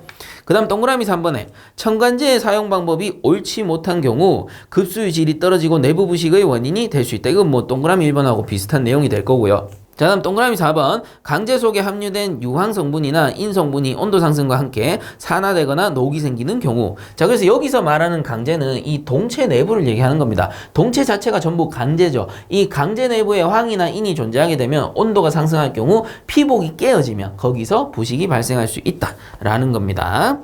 자, 그럼 이제 문제로 돌아가서요. 27번 보일러 내부 부식의 발생 원인과 관계가 없는 것은 이라고 물어봤기 때문에 한번 봅니다. 1번 급수 중 불순물이 많을 때, 그렇죠, 내부 부식이죠. 그 다음 2번에 보일러의 금속 재료에서 전이차가 발생될 때, 맞죠, 점식의 원인이 될 수 있다라고 했습니다. 자, 그 다음 3번에 보시면 라미네이션에 의한 팽출이 있을 때 라고 돼 있는데 요 라미네이션을 해설해 보시면 나오지만 보일러 강판이나 관의 제작 시 속에 공기층이 들어가 두 장의 층을 형성하고 있는 상태로 외부 부식에 속한다 라고 되어 있습니다. 그래서 라미네이션은 요거는 이제 내부 부식에는 속하지 않는다, 외부 부식과 관계 있다, 이렇게 이해하시면 되고요. 실제 라미네이션이란 건 뭐냐면은 우리가 강제를 만들 때 우리 철판이라고 해봅시다. 철판을 이렇게 압연 가공해서 찍어낸단 말이에요. 그래서 압연 가공, 눌러서 만든다는 뜻입니다. 근데 이 재료 안에 공기가 들어가 있을 경우에는 이 상태로 눌러버리면 어떻게 돼요? 이 공기가 층을 형성하겠죠. 이런 식으로 층을 형성합니다. 그러면 이거를 모르고 보일러로 만들었어요. 동체로 만들었어. 배관으로 만든다든가 뭐 그렇게 만들어버리면은 가열을 하게 되면 어떻게 되느냐, 이 공기층이 이렇게 부풀어 오른다라는 겁니다. 그래서 공기가 층을 지는 거를 라미네이션 현상이라고 하고요. 이런 게 부풀어 오르는 현상을 블리스터라고 하는 거예요. 어쨌든 외부 부식이니까 이 문제와 관계는 없는데 나온 김에 설명을 드려요. 그래서 3번에 라미네이션에 의한 팽출이라고 했는데 여기서 말하는 라미네이션에 의한 팽출은 블리스터라고 볼 수가 있는 거겠죠. 어쨌든 틀린 건 3번이고요. 4번 같은 경우는 첨간제 사용법이 옳지 못할 때, 우리가 방금 해설에서도 봤습니다. 자, 그래서 27번에 내부 부식과 관계없는 것은 3번이 되겠습니다. 자, 그 다음 28번 보겠습니다. 연소에 의해 일어나는 장애 중 고온 부식 방지 대책이 아닌 것은 해서 교재에서는 180페이지를 참고해 주시면 되고요. 여기서는 이제 고온 부식에 대해서 얘기를 합니다. 고온 부식. 근데 이 고온 부식과 저온 부식은 엄밀히 따지면 외부 부식에 속해요. 그래서 앞전 문제에서 내부 부식을 다뤘기 때문에 그냥 참고적으로 알려드리는 건데 뭐 이런 거죠. 보일러가 이렇게 있으면 연소실이 있고 연도가 이렇게 쭉 나옵니다.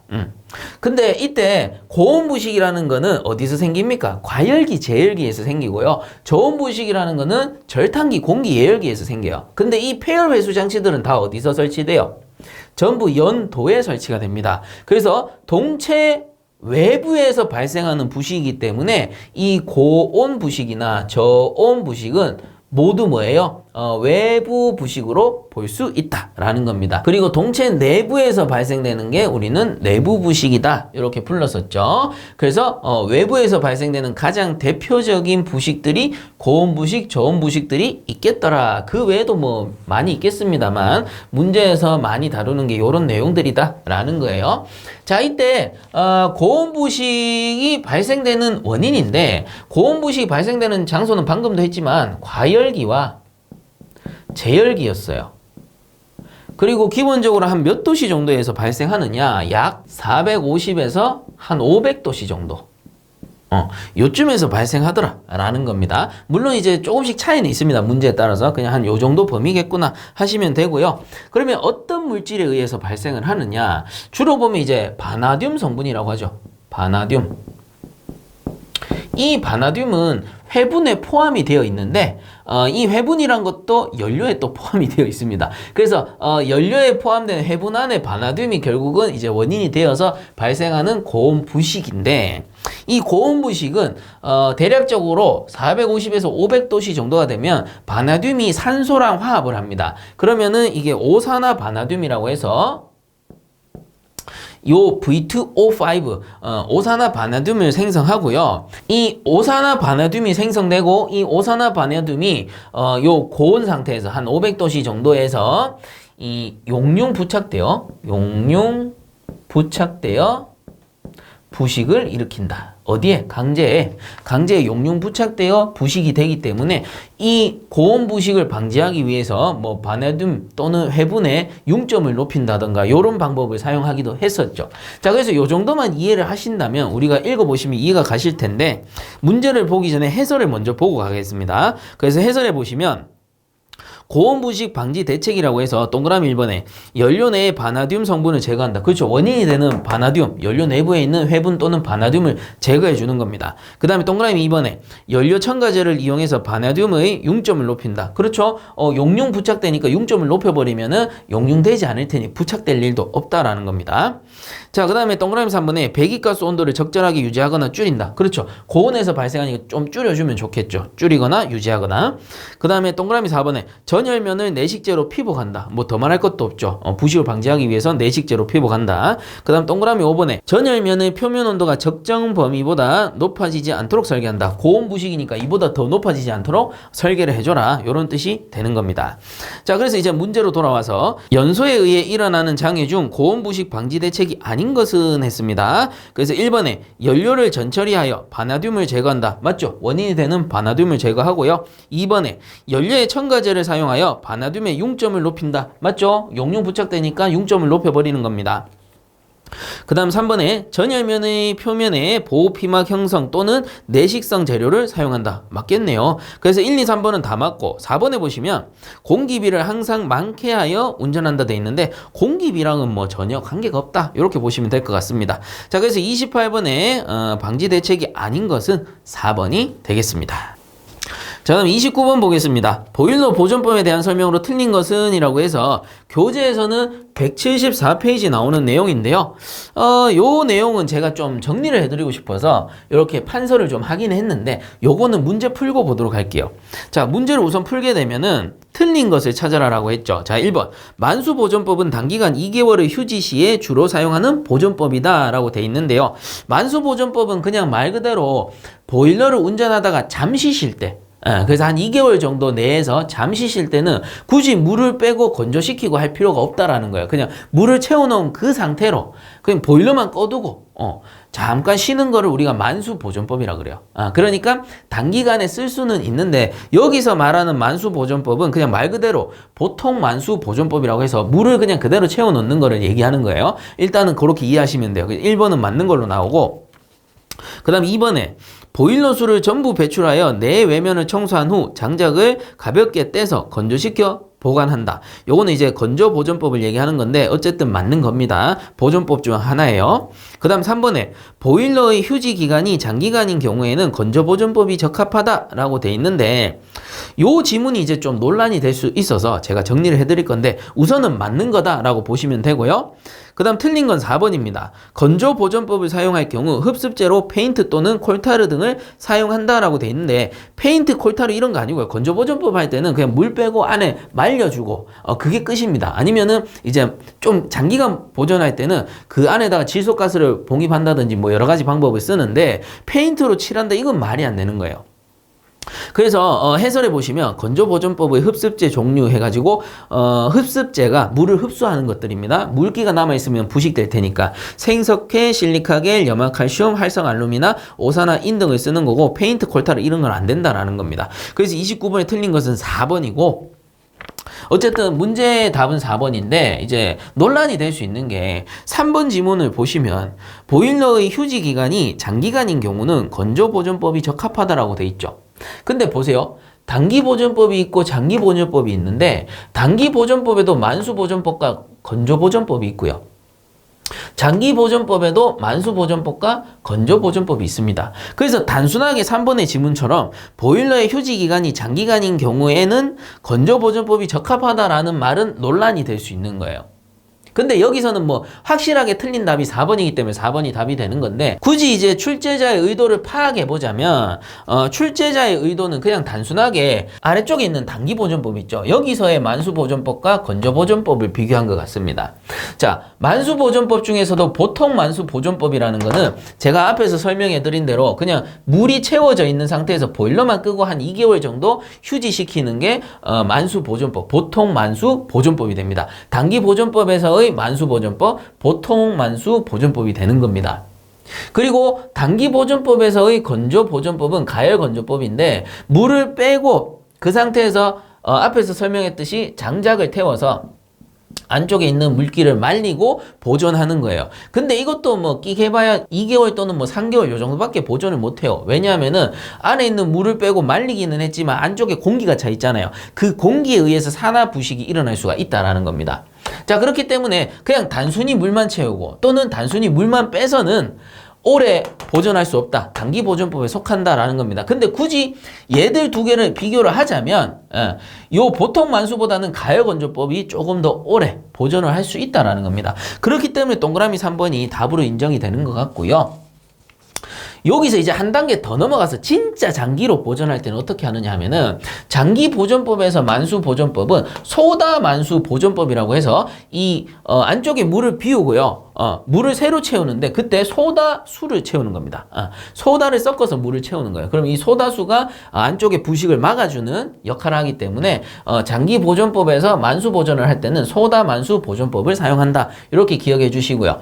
그 다음에 장기보존법에서 건조보존할 때는 질소가스를 봉입하거나 석회 밀폐 건조법을 사용한다라는 겁니다. 그래서 안쪽에 있는 물을 다 빼내고 장작으로 이렇게 말려가지고 물을 완전히 말린 다음에 질소가스를 봉입한다거나 석회 밀폐 건조법이라고 해서 이제 석회를 안에 완전히 채워버리는 거예요. 그렇게 하면 이제 공기랑 접하는 면도 적고 이제 물기라든가 이런 게 완전히 제거돼 버릴 테니까 장기간 보존을 할 수 있다라는 겁니다. 자, 그래서 이 종류에 따라서 만수 보존이든 건조 보존이든 단기로 쓸 수도 있고 장기로 쓸 수도 있는 거예요. 이렇게 이해를 하시고 문제 푸실 때는 29번 같은 경우는 완벽하게 틀린 게 4번 보기니까 답은 4번으로 찍어 주셔야 된다라는 겁니다.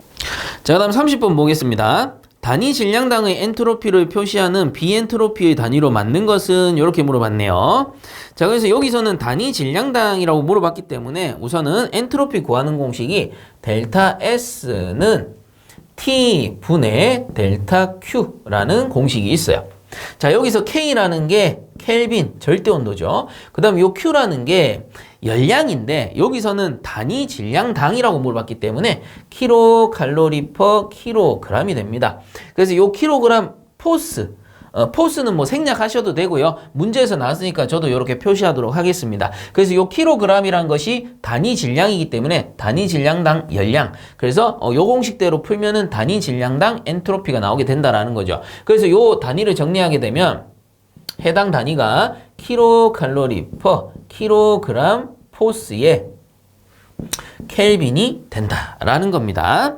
자, 그래서 30번에 단위 질량당의 엔트로피를 표시하는 비엔트로피의 단위로 맞는 것은 1번이 되겠습니다.